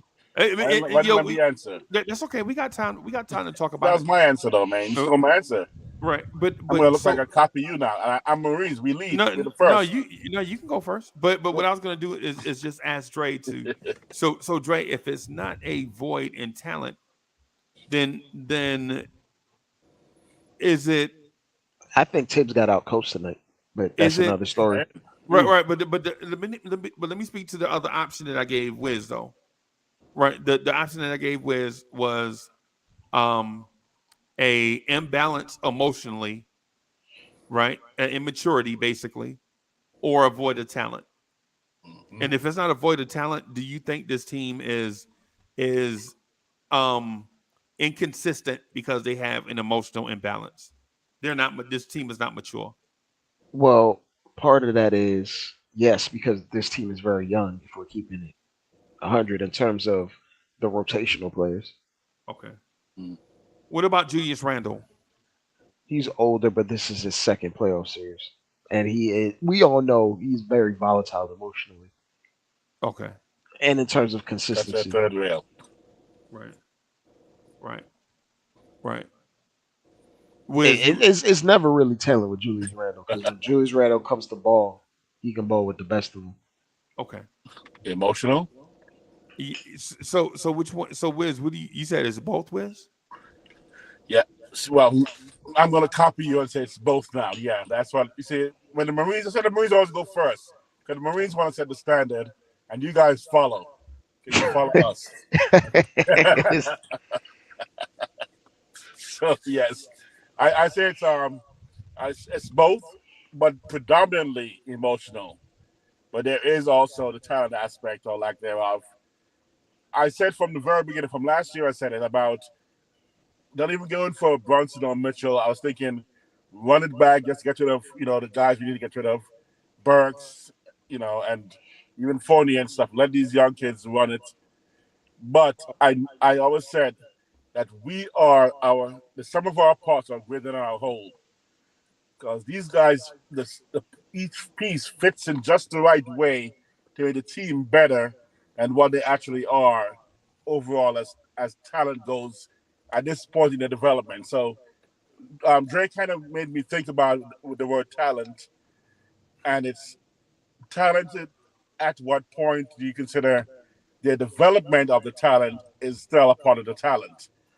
That means they're not like IQ 2 years from now and Grimes 2 years from now are going to be so phenomenal. So talent wise, they have it, but it's still potential, right? Potential energy, right? It's not actual, right? So they actually haven't expanded the energy yet, but It's has the not kinetic. potential. Yeah, it's potential. Kinetic, exactly.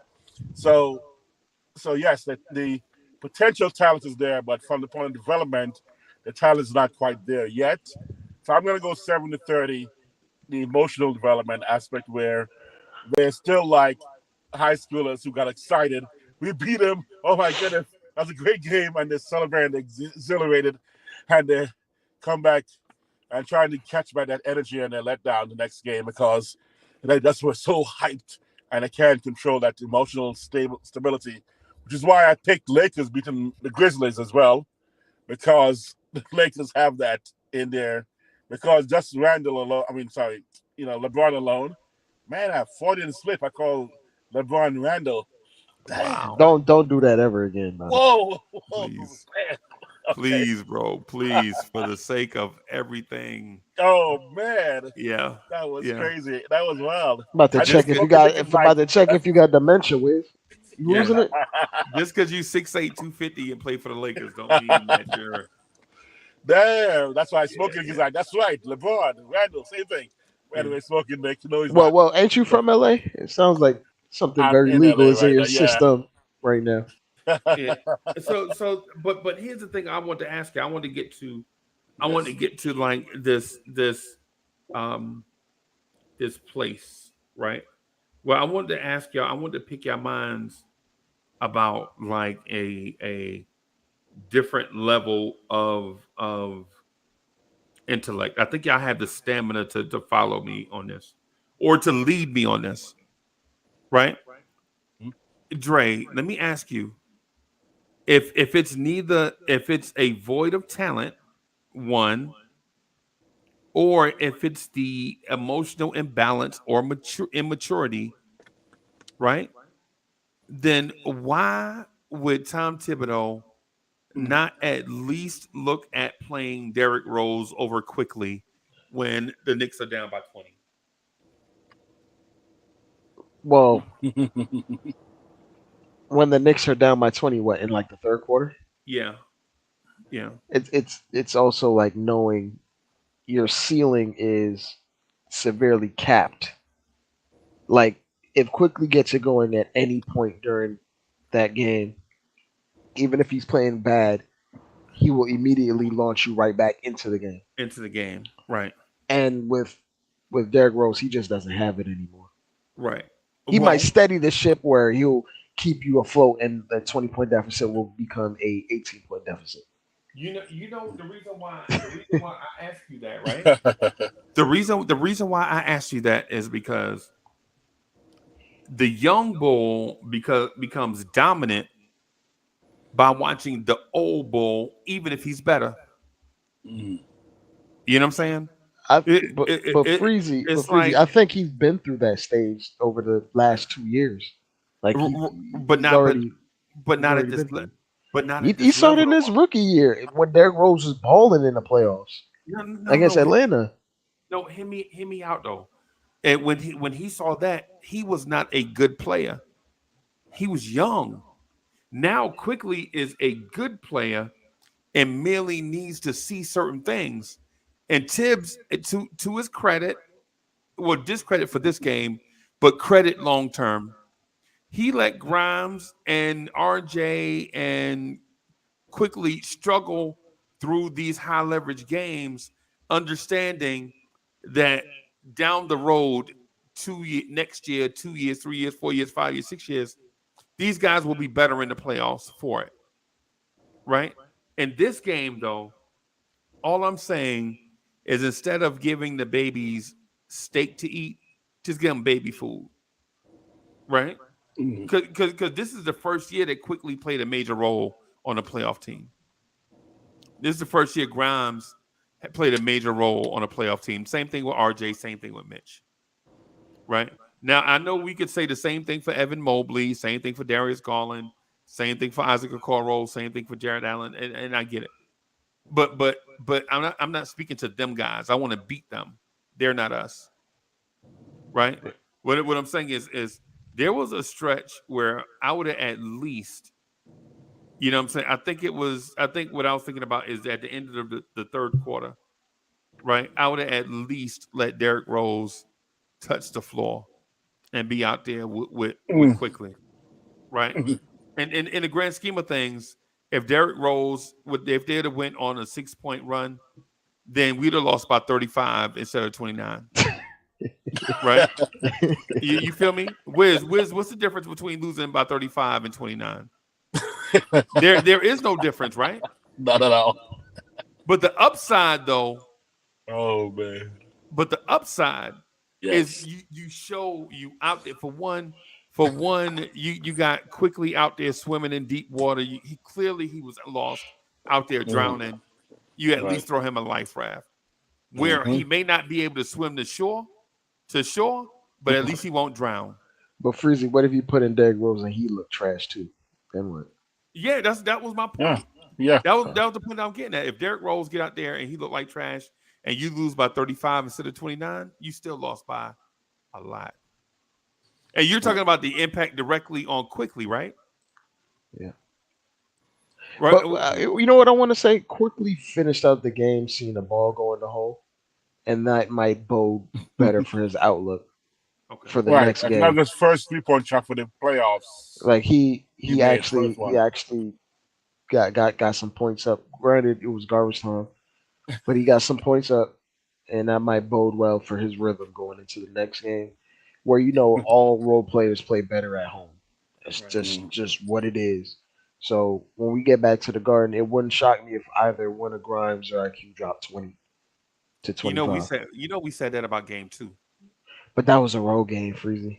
Yeah, I know. But it's like you even set the barometer low. You assumed we would get 30 out of those 3 players. That was a low barometer. Like Right. I'm setting it even higher than that for a home game. Right. I'm setting it higher than that for a home game. So RJ had 14. Grimes had. So they did get 30. Did they? Well, RJ got 14. Grimes in the got meat and bones of the game, because if the game was close, right, IQ wouldn't be in the game to even get his points at the end. Right. To get it to 30. Possible. I didn't know I didn't even think they got 30, but then I looked and saw I they know. did. It wasn't a meaningful 30 because in the meat and bones of the game, they probably got like 18. Did they get 30? They got 30? Yeah, altogether, yeah, they did. Exactly 30? Altogether, they did. But about 14 of them came in like the last 5 minutes of the game. Right, because IQ was 0 for 8 from 3 in his past 2 games, and then the last shot made him 1 for 9, so that doesn't count. So take away that 3, man. They didn't make 30, man. Take away that 3 take it away. I know. I know. But the thing I'm always looking at is the reason why I asked the question if when Wiz made a point and chat. This is the thing. This is the thing about being the number one chief rocker, and this is also the thing about me humbly listening to everything that y'all say. A lot of times in the chat, y'all make excellent points. And a lot of times in the video panel, y'all make a lot of excellent points. And sometimes they get glossed over because we try to make them in rapid succession. Mm-hmm. And then when I try to slow y'all down so we can talk about it, you're like, no, I'm gonna lose my train of thought. Nah, man, hey, man. Sometimes y'all say it's like the thing about we win a big game and then we lose the next one. In my mind, I think we have a maturity issue. Mm-hmm. Has nothing to do with talent. And I want to say, Freezie, it's hard to win 2 games on the road in the playoffs back to back, especially as the lower seed. I was gonna say it really doesn't happen. But let's take away this past 2 games. Not at the beginning of a series, by the way. Yeah, not at the beginning, but at the end, like they might steal one in game 2, and then you might come back, get one at a 5 or 7 and win the series. Yeah. That happens. I wouldn't have brought it up though, Dre, if it wasn't like regular season. Look at all the big games we won and we lost the next game. We didn't lose to a good team. We lost to like a bottom feeder. Like Boston and Charlotte. Exactly. You beat Boston in double overtime and then you lose to Charlotte. Exactly. It's I could say that. I could agree with that, Wiz, but we also gotta take in like we're playing the same team back to back. They know all of our traits. They know exactly what we want to do. We know what they want to do. I'm just looking at the pattern. The past 5 major wins this regular season we did. Just I'm looking at the pattern, and I know this is a different factor because of the playoffs and it's the same team and a really good team. But I just want to observe and be aware of that pattern and the fact that since we didn't correct it in the regular season, it's even harder to correct it now because our mindset, our emotional development is there where we get so elated at the victory that our next game is flat even with 3 days off. I feel like I might be jumping the gun, but I feel like because I know that Tibbs adjusts on the game to game, we might come out smoking in the first half of the next game. Now after that, I don't know what's going to happen. Like the 3rd, 4th quarter, I don't know what's going to happen. Probably going to come out smoking with a lead going into halftime by double digits or something. Right. Because again, today's game, I don't think they beat us. I think we beat ourselves today. I don't think the refs beat us. We beat ourselves. And that's my concern, is that these guys made adjustments, Cleveland did, but it wasn't adjustments that stopped us from making it a competitive game or even winning the game. I'll say this. They made adjustments that took us a while to adjust to, if that makes sense. Because the only thing, like they immediately try to take the ball out of both of our playmakers' hands, IQ and Brunson. They lived with Julius Randle attacking in one-on-one situations. They brought like a late double, which is kind of customary for Julius Randle, but it's one of those things where they. Yeah, but they adjusted. 1 for 7 from 3 by my point guard with shots so early in the shot clock, washing it up. And the thing is, like, at least 3 of them were just they rattled in and out. At least 3 of them. Right. So again, I'm not seeing them. I mean, is he doing it because they made adjustments? He did that, or was it him that decided I'm going to do that as opposed to finding a much more efficient shot and moving the ball around to compensate for what they're doing? I'm not quite sure. And then should my coach have gone, yo guys, step out the game for a little bit. Let's try Freeze's lineup for a while, just That to is, kind of yeah, stop that bleeding. that is one thing I wish I would have saw. We If we became a little bit more aggressive and attacking the double team instead of letting these guys bring that zombie double team or that hard hedge. Just Right. move the ball, Mm-hmm. attack the middle of the court. Somebody's gonna be open. Mm-hmm. Even if we miss, you're gonna get an open shot. Right. We didn't even do that. We we we And we then we tippy and then toed around the pressure and and then then worked the ball around to take harder shots. and then our ham sandwich Clay, was he 3 shots again? Oh man, The under no he should be taking 3 shots a quarter, 3 shots a quarter, exactly not that. 3 in a game. He should be taking 3 shots in every quarter. Even if he Oh, plays where's he going? even if he plays 4 minutes in the second quarter, he needs to get 3 shots up. Where's he going? Today's game, he only did 2 shots. That is unacceptable. He did 2 shots today. Like Isaac Okoro's taking more shots than him, Right. and Isaac Okoro can't shoot. Right. I don't. Right. Got it. And so the thing about Grimes is that I understand that he tries to play within the flow of the game, but at times he does not look like a NBA guard. Mm. He looks more like a modern NBA wingman, right? He looks like a wing player.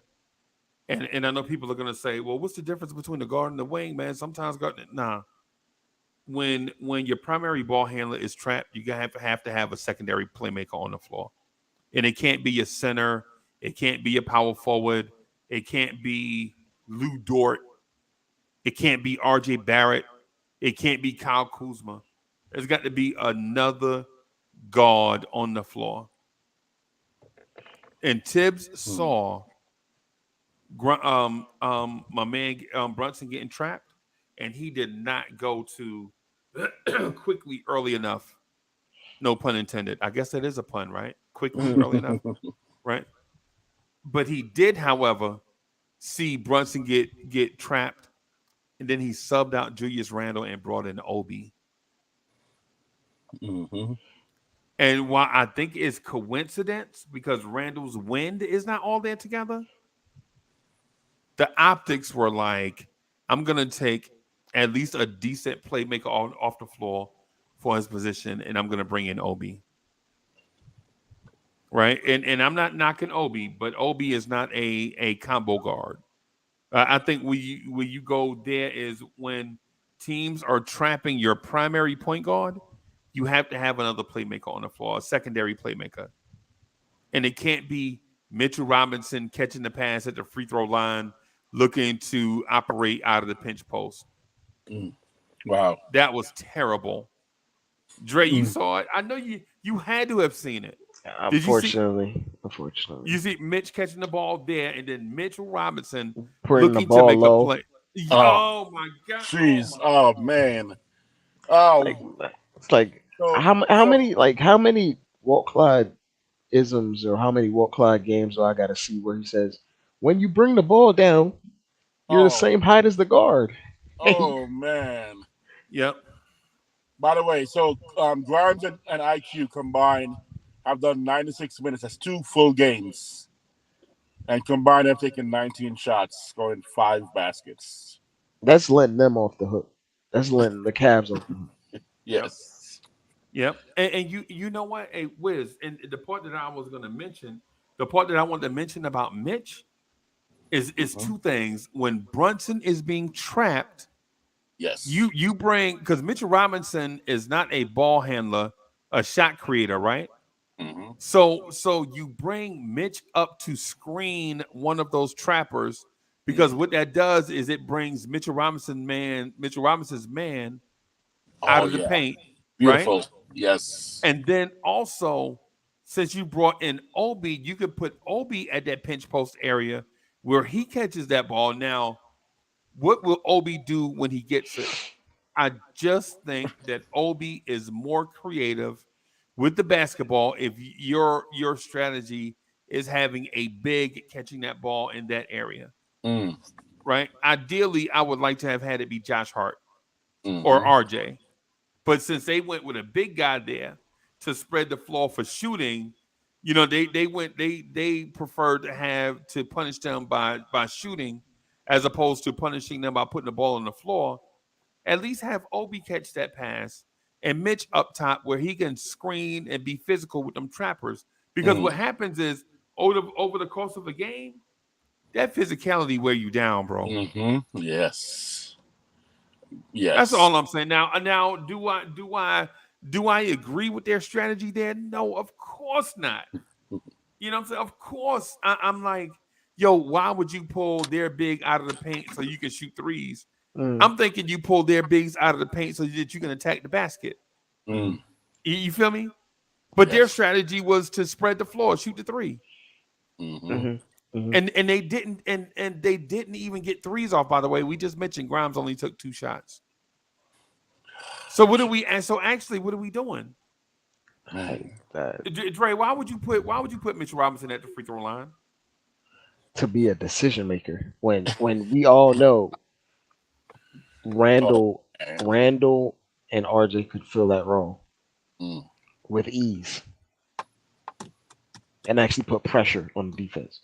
But I counted 4 times, and my number may be wrong, right? Because I was trying to do multiple things at once, right?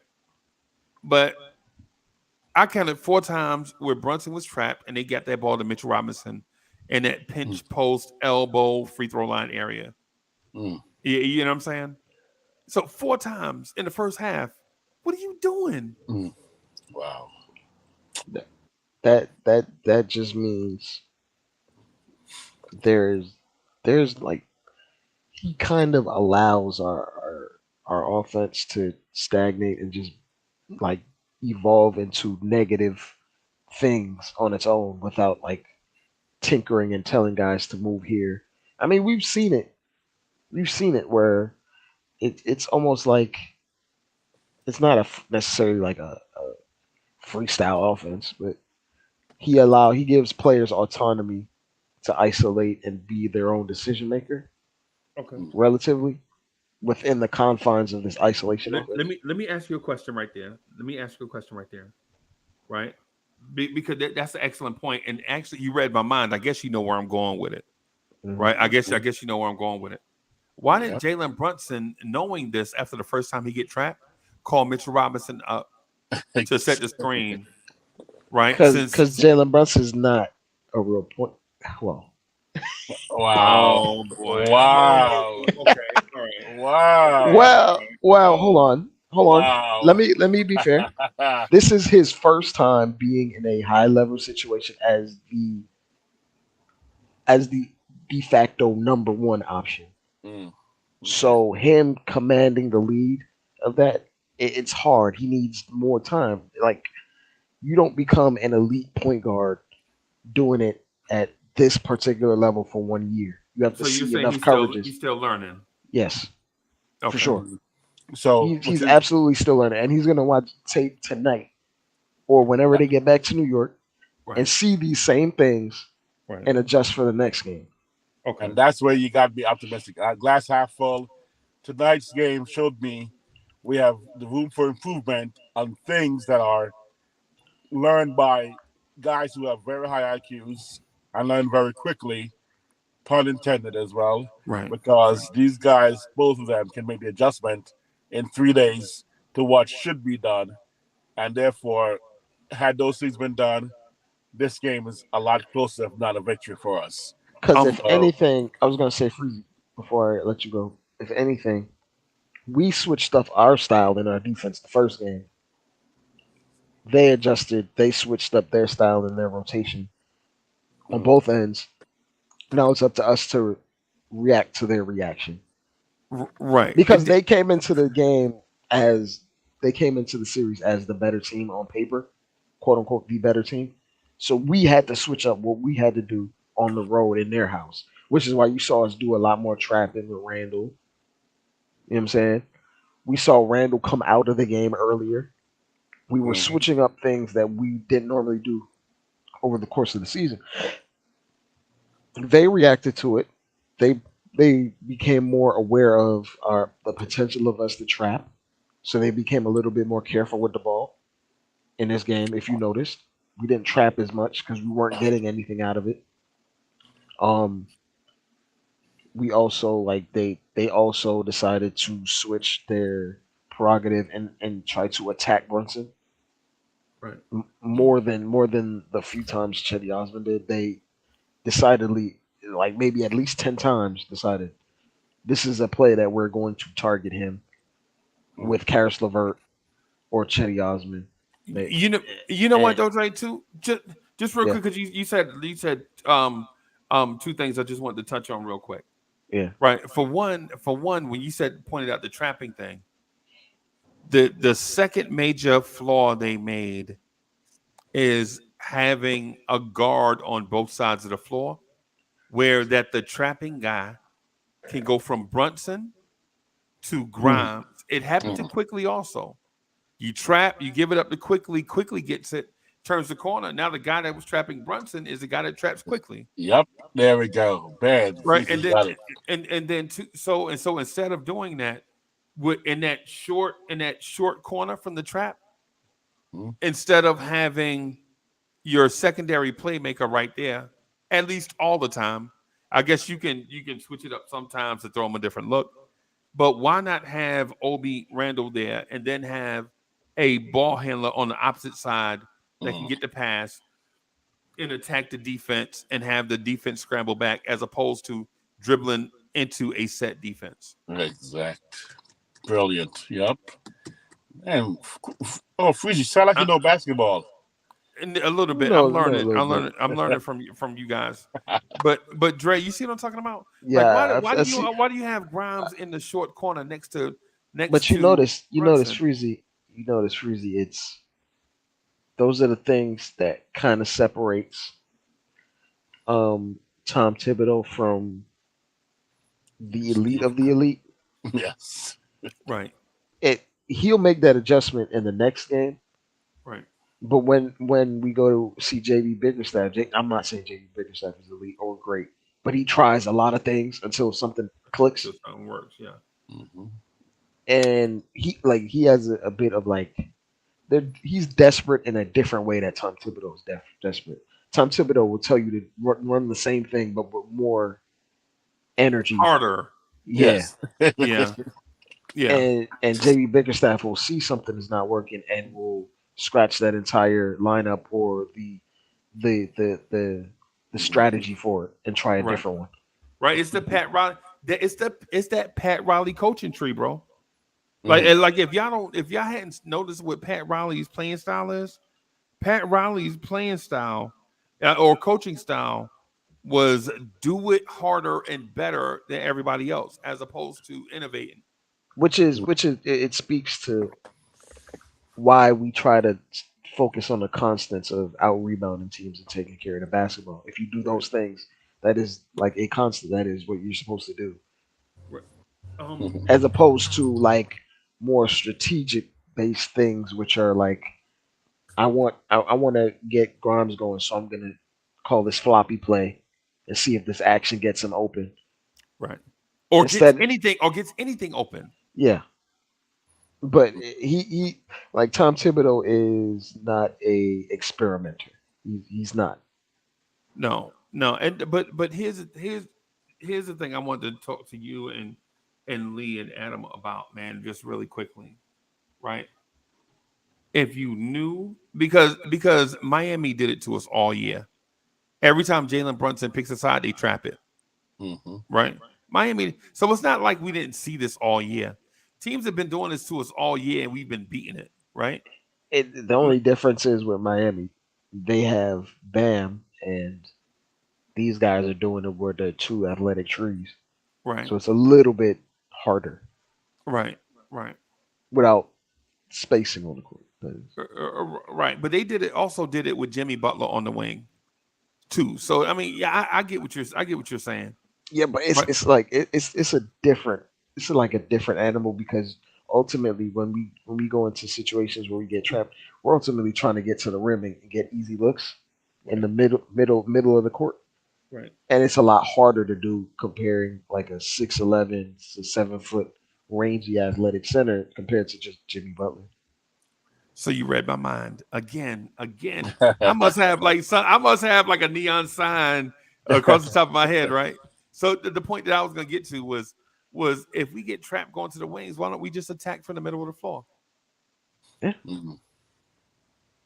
Right. You don't have to do it every time. We actually had success with it in the first game. Yeah. With RJ. Mm-hmm. Right. Just attack in the middle of the floor. You know you're gonna have Mobley I wish on you one would box. do it with Randle. You could just do it with Randle. I'm not even gonna lie to you, bro. There was a time when Cleveland was so small on the floor. I think they had like both guards and Isaac Okoro on the floor. And I'm like, if they're sending Okoro at Brunson, then why not post up RJ and Darius Garland? Mm. And you know what they did? Cleveland, to their credit, they took Jarrett Allen off of Mitch and put him on that box. And Mitch, because Mitch was on the opposite side in the dunker spot. What I would have done in that scenario is drag Mitchell Robinson all the way out to the wing 3, right? And whether it's Mobley or Allen, one of those guys would have had to go with him. Now you have the other guy on Randle, right? At the top of the key. And now you have RJ posting up Darius Garland with their shot blocker potentially being Isaac Okoro. Mm. Now, can RJ Barrett out jump Isaac Okoro at the rim? No. He can get fouled though. But that was we'll see how I have it written across Yep. Yep. Yeah, I'm listening, guys. I'm gonna put my headphone in. I gotta move some cakes around. You know, the wife needs baked tonight. Man, I gotta get out of here, man. You know what's funny, Freezie? I saw a clip tonight. Like Josh Hart got whacked in the face and fell on the ground by Jarrett Allen. And then Jarrett Allen walked over to his coach. His coach like dapped him up. Like James Bickerstaff dapped him up. Like it's kind of they're definitely trying to send a message for sure. And it's not really their identity. And on the road it's not gonna work because the refs are refs, whether roam or hold. Right. So a lot of like you like in the first game, one of Jarrett Allen or Mobley gonna get in foul trouble in the first half. I could almost guarantee it. Yeah, it'll be Mobley. It'll be Mobley because it'll be the Julius Randle revenge tour. You know what I'm saying? So, but anyway, I'm gonna get out of here, man. It's early, man. It's only 11 o'clock, man. What's up? All right, man. I know, man. But it's been a busy day, man. Had a lot of stuff going on. I gotta catch up on a lot of stuff tomorrow. Condolences to your Freezie and the family. My prayers out to all of you. Hey, thank you, man. I appreciate it. I appreciate it. I'm gonna try to get on. I'm gonna try to do the Knicks morning drive at like 9:30. And yeah, man. Because I think a lot of people are gonna have a lot of things to get off their chest. So yeah, man. So thank you everybody for coming through. I'm saddened that we had to rock under these circumstances, but we'll get back. We'll get them back on Friday. I'm not worried about it. And then plus it gives us like 2 or 3 days of content to rock the mic. So. All right, y'all. Peace, man. All right, boss.